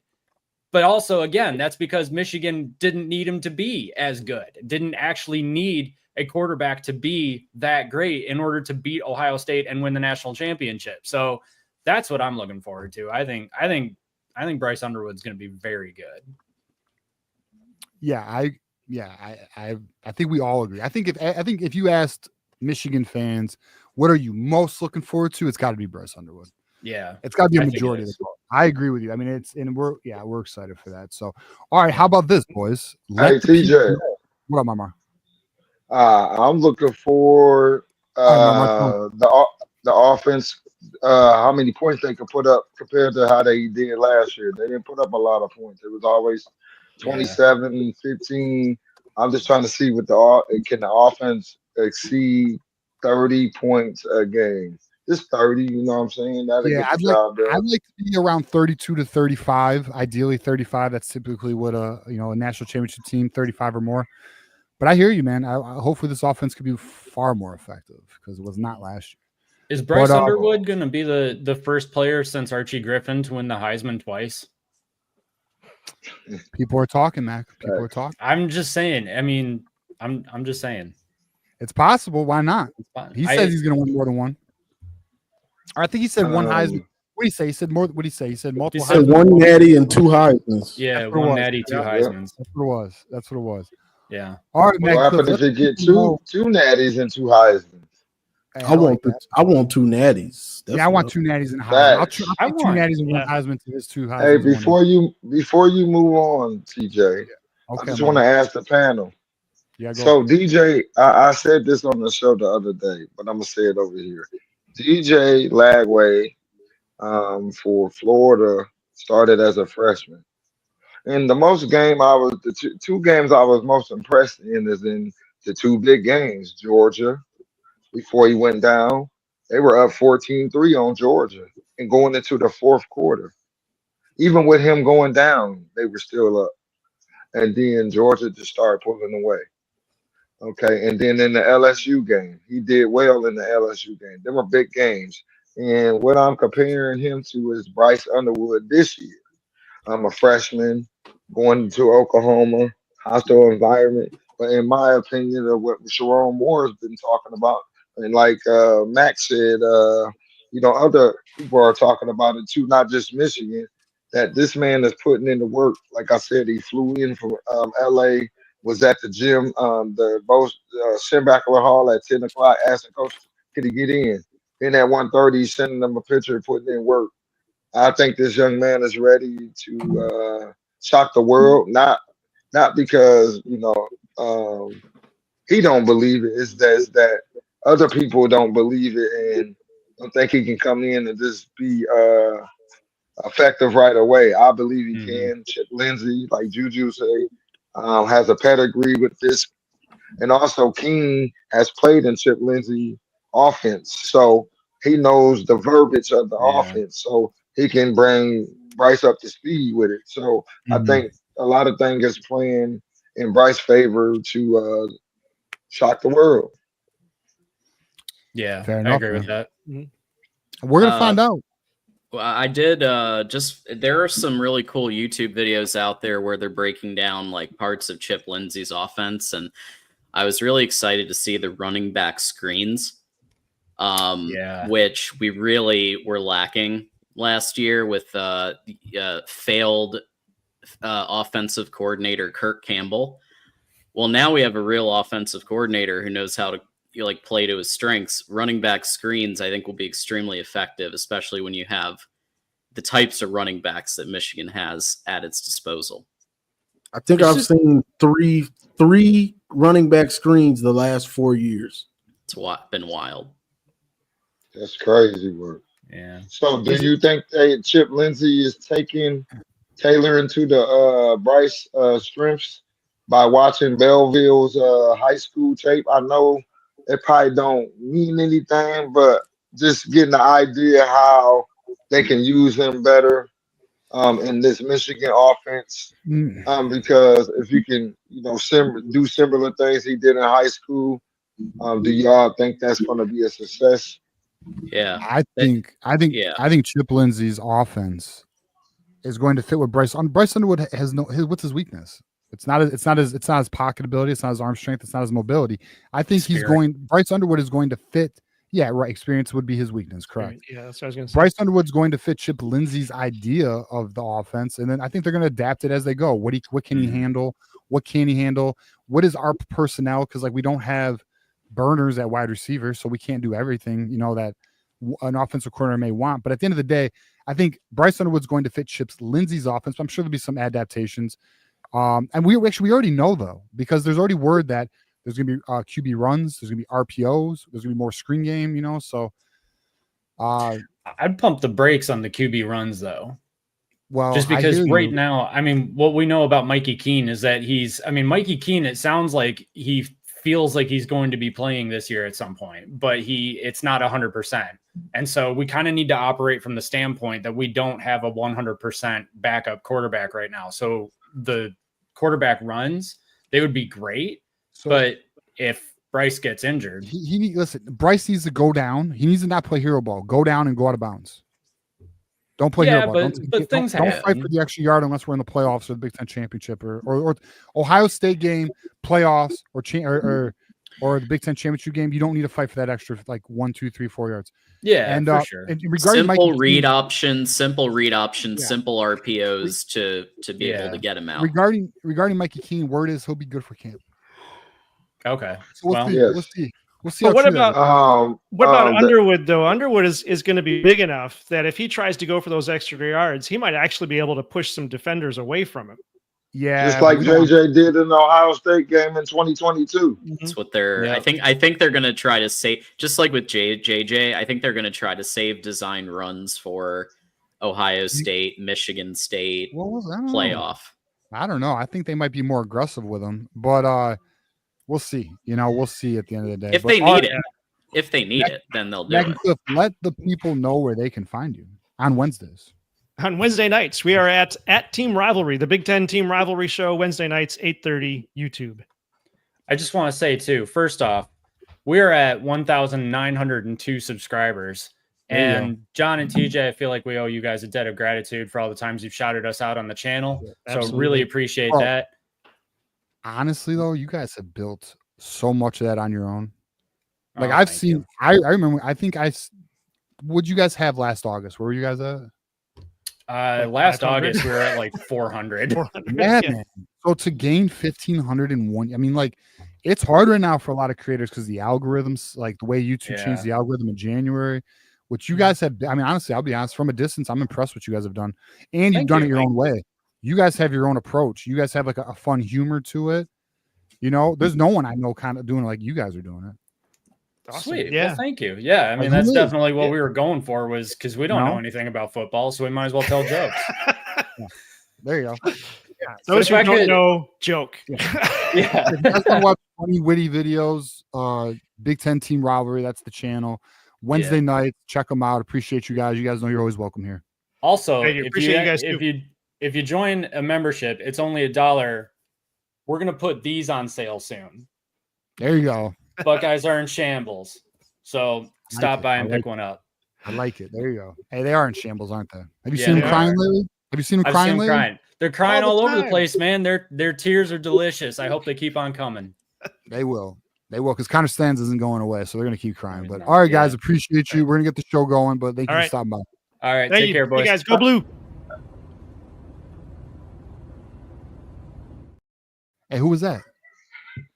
Hey, Johnny, who was that? I don't know who that was. I don't know who that was either. Must have been a Central Michigan staffer. That's what he looked like to me. All right, next we got Jackson Johnson. Let's keep it moving. What up, Jackson Johnson? Hey, TJ. How's it going, gents? Hey, before my phone died, I just want to say something. Listen, the way Connor Stallion been cooking these people lately, I didn't get to comment on that, but let me step out here real quick. So the Connor Stallion thing, he's cooking out here. He's talking shit and doing whatever he's doing right now. That tells me that something ain't coming. Like what everybody thinking, because if he out here doing that because he wasn't doing that before because he couldn't talk because his lawyers was telling him not to talk. But he's been out here just cooking people, talking and doing all that, just cooking, just put people, just shutting them up. And if something bad was coming, he wouldn't be doing that. You know what I'm saying? Like he would still be being quiet. But I guess we'll find out. But in my opinion, I think doing that Yeah, says otherwise. you think it's a tell. I mean, I find it interesting that he's not. I find it interesting Connor Stallions is publicly speaking. Now, look, he's not giving anything away. He's just refuting, like what Jack Sawyer said. He's explaining how he deciphered signs. Now, I do think it's interesting he's not waiting till the verdict comes out. I find that interesting. That's what I'm saying. I don't know what it means though, but I find it interesting. Yeah, that's what I'm saying. Like, why? Yeah, man, that's wild behavior, man. Yeah, it's just wild behavior. Like he out here talking and he saying breaks it that. down so simple. He makes it sound so simple when he does it too. Bro, he's a fucking smart dude, bro. Anyone who thinks he's not a smart dude, you're lying to yourself. He's a very smart dude. You may not like him, you may not like his approach, but he's definitely an intelligent guy. Yeah, he just breaking them signs down and letting people know what it was. And this, like what the Jack Sawyer said, he contradicted himself. So so we'll see here in a couple of weeks what the verdict is. But the way he talking, man, that just give me a different vibe. Yeah, well, we'll see. I hope Hey, even though I think you're right, but hopefully you're right, Mamar. You know what I'm saying? So, all right, brother. Well, we'll let you go. Do your thing. Get to the house. Go blue, yep, brother. Yep. All right, y'all. Peace. Peace. All right, Jackson. How we doing, man? Double J. All right, gents. That was the first time I've heard John say "motherfucker" on air. When I think of anybody using the word "motherfucker," there's two things: Samuel L. Jackson using it, and John by God D'Animo using it tonight. Well, to put me in the same breath as Samuel L. Jackson is an honor. So there you go. You got Samuel Jackson, John D'Animo. That's what it is. That's very cool. So there we go. So it's like it's pretty fun tonight, man. Like you're in for a good show when you hear John using the F-bomb. Fact. Cooking. Fact. And it was a good. I mean, I'm glad we did it, man. It actually was pretty fun. It was cool. It was a bit polarizing, but it was good. Oh yeah. Yeah, the people decided, and I voted yes. I was ready. Yeah, and that's how it's going to be. Yeah. Oh man, well, it's always a fun show. Today is the last day without football, and tomorrow is the last day without college football. So Friday is going to be the first month of college football for the 2025 season. What's Friday? August 1st, which means one thing: 22 days till kickoff. Okay, I was going to say. I was going to say, is there a game I don't know about for college football? But all right, we're 22 away. All right, got you. Just means we're getting closer. We're getting closer to week 0. We're getting close to week 1. We're getting ready to rock and roll in the month of August. Bro, that's what I love because once preseason football hits, like you're here. Like that's why we took tomorrow off because like football's here. It should be a holiday. Like we're here, boys. We made it. We made it to football season. Now we don't got to watch pillow fighting on ESPN anymore. We could watch the fucking Lions play in a very sloppy game tomorrow. I think Shannon Sharp should focus more on a pillow fight than doing the mess around off air because I think Unc should have learned how to relearn that lesson. Keep your hands to yourself. Why doesn't he have one of those documents that absolve him of any? Matt Williams warned his ass about it on January. What's wrong with him? When you got as much money as they fucking do, have your lawyer draw you up a document. You make her sign that shit. What are you doing, bro? I think he said she wouldn't sign it. So he then don't sleep with her, bro. So I got to. He's like, I gotta do it. that ain't the option. That wasn't the option for him. Cost me $20 million and $100 million contract. No big deal. Like if I was Shannon, if that were me, I'd be thinking about that Nightcap podcast, that Club Shay Shay podcast, and hanging out with Stephen A. Smith. Don't be messing it up. Don't be thinking about She was cute, but if she ain't Just- signing, just, you ain't doing it, bro. Go to the bathroom like a normal person. Don't be like thinking about messing around with some don't be like messing up your career for Poontang. It's not worth it. That's a fact. Listen, Skip and Shannon undisputed is still. I miss that. Yeah. It's my turn. It is. You told me it was my turn. There it is. There you go. Tag him in, Shannon. Tag him in. Classic. That's a classic. I saw Skip on Jubilee a few weeks back. I thought that was pretty cool. Like I don't know if it's like a way to kind of rebuild your image a little bit, but I mean, I guess it's a start. I guess. Yeah, that's fucking funny, man. Anyways, but yeah, it's always in for a wild ride. I'm waiting it out for that Michigan-Oklahoma game week 2. That's going to be a fun one to watch. I'm excited about that. Michigan-Nebraska, I'm very curious to see what's going to be happening in the second game without Sharon Moore. But Savion Hyder, I can't wait to see where he's going to commit to. I think that's going to be a great day for the 2026 recruiting class, whoever gets him.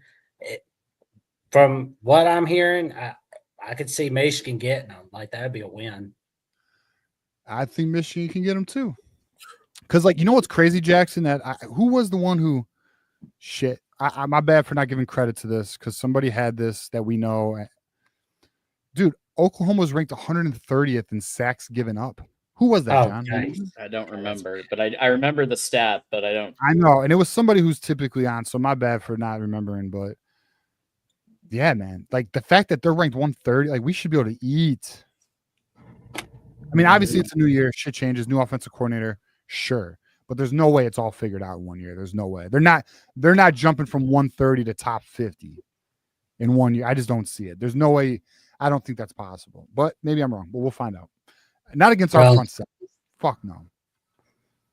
I hope Oklahoma beats LSU this year. That'll be fun. Although I'm still kind of weirded out about being on Rivalry. It's like that still doesn't vibe well with me. I mean, they could have that for 12 straight years. I'm still going to be like, Oklahoma, LSU, what the hell are you guys doing? Oh, yeah, it's been 12 years. Yeah, I don't know. We'll see on that. All right, Jackson, give us a final prediction here on what you think Alabama's going to do this year. Well, I've got them at 10-2. I feel like Georgia's going to get them. I feel like South Carolina's going to catch them in a trap, but they're obviously going to get into the playoffs. But I still kind of like figuring out that 12-team playoff because I've got like 4 SEC teams, 4 Big Ten teams, the ACC champ, Big 12 champ. I've got Notre Dame in, and I've got, obviously, I would say Boise State getting in again for 12 teams. Fair enough. 10-2. Boise We'll coming find back. out. We'll find out if Kellen DeBoer can handle it, Jackson. Well, I will say Tennessee has not beaten Bama in Tuscaloosa since 2003, and they have not beaten Florida in Gainesville since 2003. Do you think Ty Simpson is you know, we last saw Ty Simpson. They attempted to start him in, I want to say it was the USF game, for like half a game alongside famous quarterback Tyler Buckner, who I'm pretty sure quit football and is now playing soccer. He went to lacrosse from what I heard. Lacrosse, okay. Yeah, that's how bad it is for Buckner. But I mean, I hope he's doing all right. But everybody kind of threw the baby out with the bathwater after week 2 in 2023, which it was like, okay, one bad day. Oh, we're gonna go with Buckner. Nope, we're not going Buckner. We're going with our guy Milroe. What do you think about Simpson now? Yeah, he's cool with me. I like old Simpson. I mean, whoever's going to be the new starting QB for 2025 is going to be very happy with the receiving corps for 2025. You nervous about Florida State?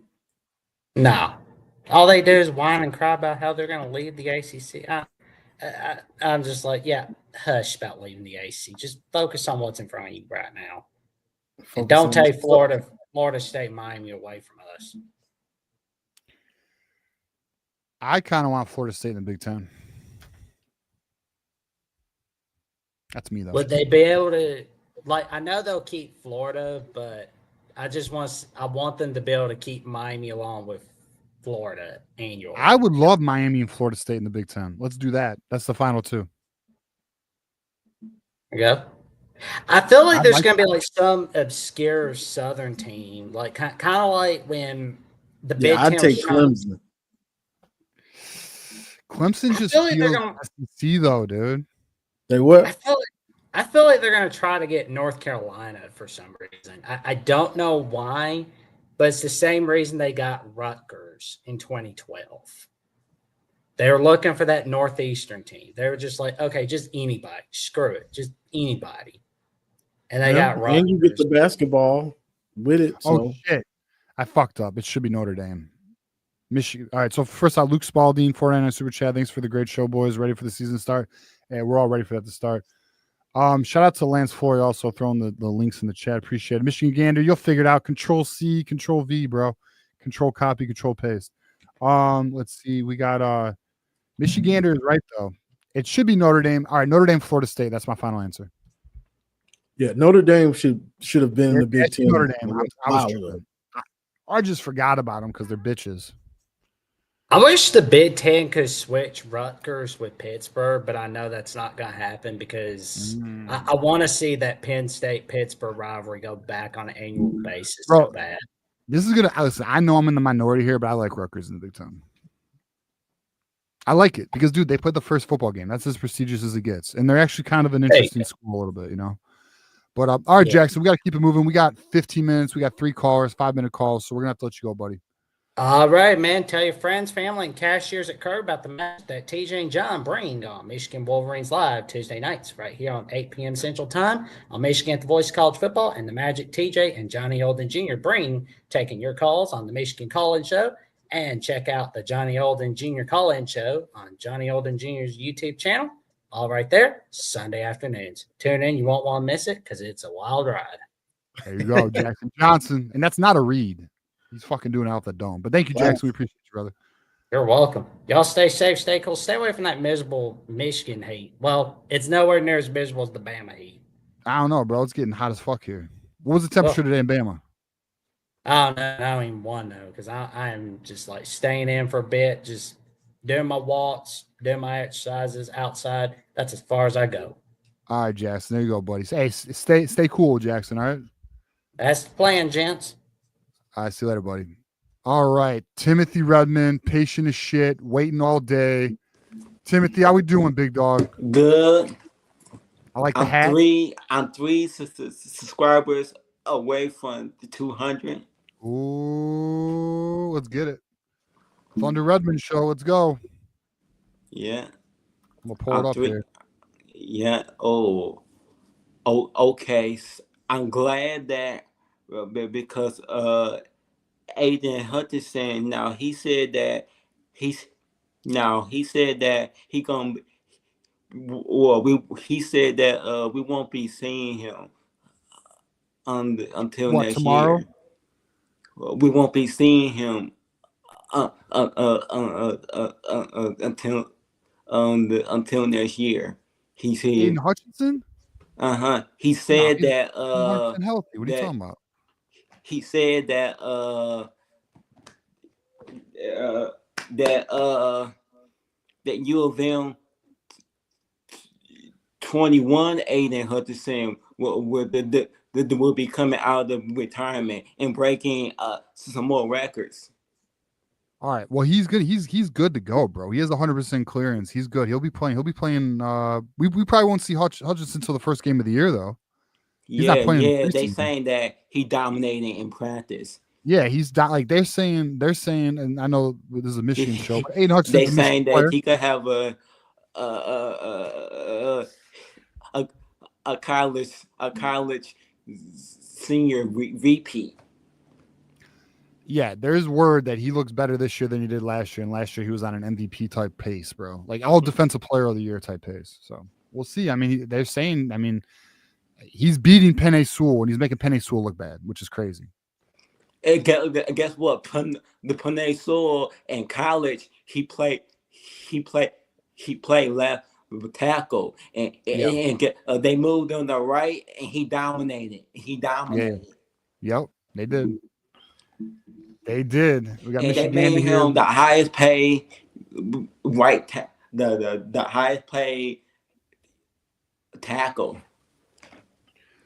Moose, the show is, we got 10 minutes left in the show. We got 2 callers after Timothy. We got Evan and Keegan. They're next. But hey, you missed the Burks call. You should go check that out, Moose. Oh yeah, about Birch. He be on some of the Alabama the shows, and they be treating they treat him like that he was born to be a Crimson Tide. They treat him like that.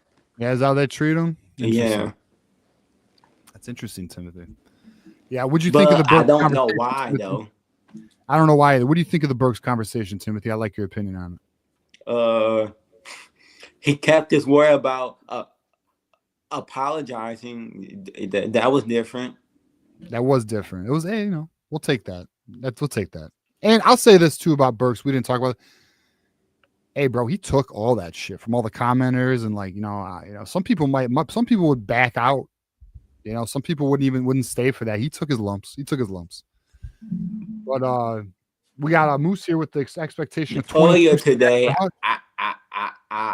I had made a quick. I went live for about 10 minutes, explaining to the Oregon Ducks, the Oregon Ducks that you can't this nonsense y'all got going on Twitter. Y'all can't make that the standard of never losing to a Buckeye, a Penn State, or a Michigan, man. They trying to make that the standard that we shouldn't have to lose to those 3 teams. And last year, the Michigan were down. Their trenches were down, and then we all know that if they would have faced a 21, a 22, a 23, the Michigan team, but they would have lost the same way they lost to Ohio State and Pasadena.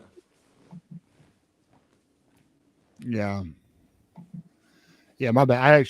Timothy, my bad. I got a little distracted there, but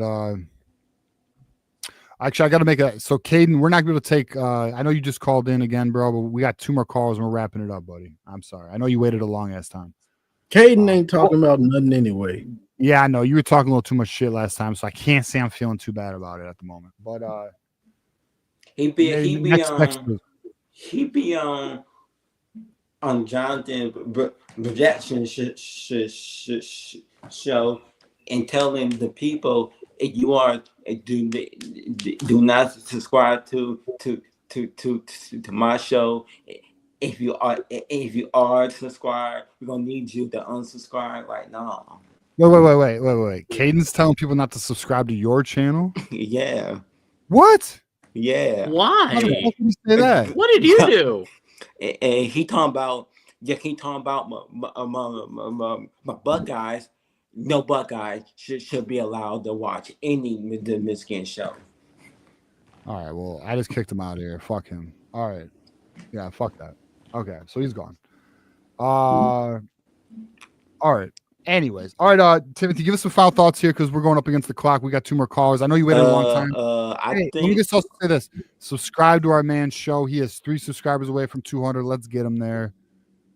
Currently, still 3 subscribers away. Let's get who has the worst sacks between our team and Oklahoma of last year? Who was ranked the lowest and in sacks? Shit, I gotta look. You're gonna make me look, Timothy. If they was that bad, it gotta be them. Because we didn't throw the ball for about 4 or 5 games. We barely threw the ball. Wait. Did we give up the most sacks, or you're talking about who got the most sacks, right? In terms of defensively or offensively?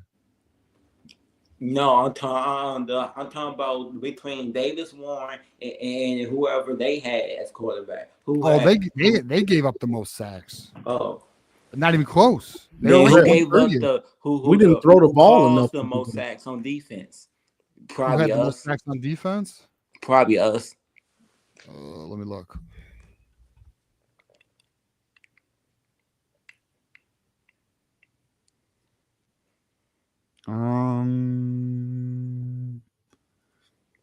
Let's see. I do know if they don't beat us in their place, they're gonna have a harder time doing it in the big house a year after.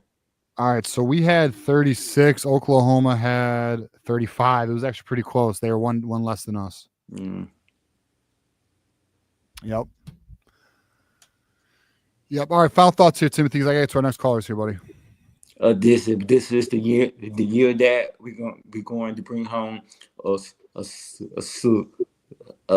Super Bowl. If we don't, they might be calling for his job, the general Brad Holmes, Matthias Brad Holmes. They might be calling for his job, but I think some fans might, bro, but I don't see that. I don't know. I think Dan Campbell and Brad Holmes have some. They got some cushion. They've earned some cushion, man. But I do think some fans. Before I leave, I don't think I never told y'all the story about last year. I had predicted our team to go 4 in a row, and everybody was telling me that I'm out of my mind. I don't know what I was talking about. My Aaron, my mama, and some people at school, they would without me. They told me that I'm living in some type of fantasy land. That next day, I came back to the school. A few of my classmates was like, "This is impossible. We supposed to be right, and you supposed to be wrong." That's and so how funny. you right and how we wrong. That's because Timothy knows ball. What do you mean? Did you tell him? You said, I know ball, bro. What are you talking about? I'm Timothy. There you go, bro. Hey, let him know. Hey, let your mom know. Nice lady, your mom. We met her. Let her know Timothy knows ball, though. We know that. All right, brother. Well, we appreciate you. Good luck on the show. You are, let's do a final count here. You are 2 away. You're now 2 away, Timothy. We got you 1 here. 2 away from 200 subscribers. We'll keep working at it. All right, buddy? Yeah. Let them know it's Big Tim now. It's Big Tim after that prediction. Yeah. You tell the kids at school it's Big Tim. All right, let them know. Yeah. All right, Timothy. Have a good one, man. Go blue. Go blue. Timothy, bro, man. And I'll be honest, man. He was so patient. He waited so long. All right, Evan and Keegan. We're gonna pull you guys up at the same time because we're up against it, but we're definitely gonna take your call here. Let me remove this. Evan, Keegan, welcome to the family. How we doing, guys? What up, guys? Go ahead, Evan. Hey, guys. I just wanted to address what I'm so glad that John's on because you came into the season like looking for Fred Moore to do well, and he kind of disappointed. And I just want to put in some context, and I actually looked it up. In the past 10 seasons, how many sophomores that were 3 stars do you guys believe made any sort of noticeable impact? Shit. I don't know. Receivers? Ronnie Bell. No, 3 guys. Yeah, just anybody. Is this strictly Michigan or like all college? Michigan. And this is offensively? No, any position. 3 stars made. Any position. Anything Mason by their Graham. sophomore season. Yeah, Mason Graham did. I mean, yeah. Well, would you consider him a 3-star though? He was kind of a 4. Son Haskins. So I went on 24/7. I looked up. So Mason Graham, Kenneth Grant, both got upgraded to 4 stars, so they don't count. The answer is 3. It's Kwity Paye, Devin Bush Jr., and Zach Zinter. 3 out of over 50 guys. And you asked, and Michigan had the worst offensive, quarterback in history. So I think it's kind of like a little crazy to expect them to do anything. I mean, that doesn't mean that Fred Moore will Son do Haskins anything. was a 3-star. Yeah, he didn't play, but he didn't start until his senior year. Oh. Okay. He's saying as a sophomore. Yeah, it takes it's such a small window for 3 stars to do anything by their sophomore year. Like Fred Moore's still a junior; he's still young. Not Yeah, because saying even he's Mike going to be a Sanders still was a stud. 3-star. He didn't do anything his sophomore year. Yeah, He didn't even start till his senior year either. I'm still on the Fred Moore train in terms of, hey, like, okay, he gets the mulligan year in terms of there was basically no quarterback and a terrible offensive coordinator. Everybody knows how I feel about Ron Bellamy, but now Suit Campbell is backing it up in the coaching staff. So now this is put up or shut up time for Fred Moore, and I think he will. I think he's gonna stand up to it and do well. He did well in the Rely Quest Bowl. I think he's gonna do even better this year. Thunder Redmond got to 200 subscribers, so thank you everybody for helping him get there. I know he's happy. Let me also say this: Hassan Haskins did have in his sophomore year 121 carries, 622 yards for a 5.1 average and 4 touchdowns. I would say that counts as impact. Okay. Yeah, 4 then. All right, 4. All right, 4. Take that, Evan. No, I had good research though, man. I like you bringing that to the table. Thank you. Yeah, appreciate that. Go ahead, Keegan. Yeah. So what you got for us, Keegan? I'm just so glad y'all let Burks come on. Like I got props to y'all for that. And it's such a good thing when there's like something like that happens, just to not sweep it under the rug. And like I know Johnny was saying that was some snake in the grass stuff, and I called in last Thursday and I was right there on the spot, and I was kind of thinking the same thing, but I didn't say it. But so it's worth mentioning that, like, once somebody does something like grossly bad to you, that you don't associate with that anymore. But he did. Y'all let him come on, and it was like boys will be boys, and we don't always agree on everything, and y'all let him talk, and he got smashed live, and then he said he was wrong and he apologized. So I mean, my opinion is, like, let him come back to the community, because he was, in my opinion, he was wrong, but he came on and he addressed it and he apologized. Yeah. So, well, I appreciate that. Yeah, I agree with you, King. Like, listen, it is very, very hard to listen. I don't get offended. I just don't. Now, you can piss me off, but I am willing to let people redeem themselves. Yeah. Unless let's just make this very clear. If, like, you fuck my girl, I'm breaking your neck. You're breaking into my house, it's game over. Like, I have lines. I have lines that you cross them, it's game over. But, like, this is just such small potatoes. I'm not letting it affect me. You know what I'm saying? right. And I think another factor is he has supported the show and been a member of the community for so long. He's not just some random, like, troll. So you came on and you let him say his piece, and I agree with that decision. And I'm happy that happened. I think what I'm gonna do, at least on the Thursday show, is we're gonna wait for the verdict to come out, and then if Burke wants to come on, potentially we'll let him on. I mean he apologized, which I can appreciate. He was very honest about everything, which I can appreciate, and we'll see where it goes from there. Cool, man.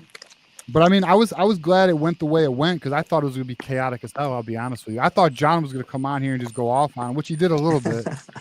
He did a little bit. A little bit. I gotta rewatch. Yeah, it was actually. Yeah, it was. We let him say his piece for a while. Like, yeah, and like, here's the truth too. Burks loves Michigan, man. Yeah. He's just unfortunately wants to try and control things, and that's just not how life works.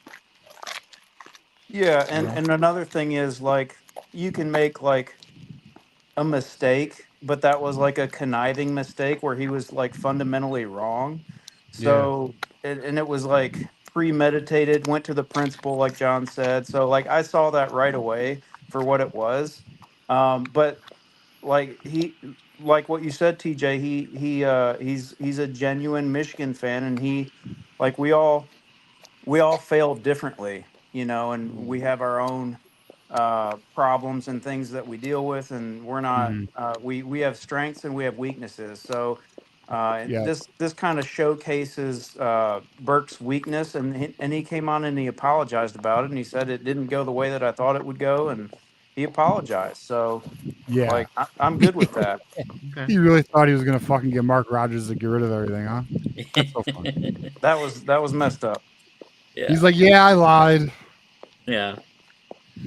I mean, you know what's funny? You know what the funniest part about? He planned that out. He sat Oh, there yeah. and was like, you know what? I know how I'm gonna get this. That's Got funny. him. Got him. And then everybody, man, John, how many people reached out to you about that? I mean, I had like 7 people send me that video. It was wild. Yeah. Anyways, Evan, how you doing, man? Doing well. I just wanted to add a little bit to the Bryce Underwood running thing. I think you There you absolutely can be too careful. Like, you don't want to say, hey, Bryce, don't run. Like, stay in the pocket. Like, he's got a huge asset as his legs. Like, you don't want him playing with one arm behind his back. You know, I don't think anybody knows who Lamar Jackson's backup was in Louisville or Kyler Murray's at Oklahoma. Like, you got to kind of let these guys do what they're good at. You know, I know he's got to protect himself, but at the same time, you can't be afraid of him to do anything. Like, this is football. Like, JJ got punched in the mouth several times, you know, while he was in the pocket making a good throw. Like, you got to have some toughness. Yeah. No, I agree. I think you let Bryce Underwood play. The only thing you tell him is don't be a hero, slide and go out of bounds. That's it. Facts. That's You it. Let don't him be play a hero ball. until it's a hero situation. Yeah, right. exactly. We need a hero. Okay, go ahead. Right. Ohio State game, Big Ten championship, but even then, playoffs, yes. Ohio State game, playoffs, Big Ten championship, don't be a hero.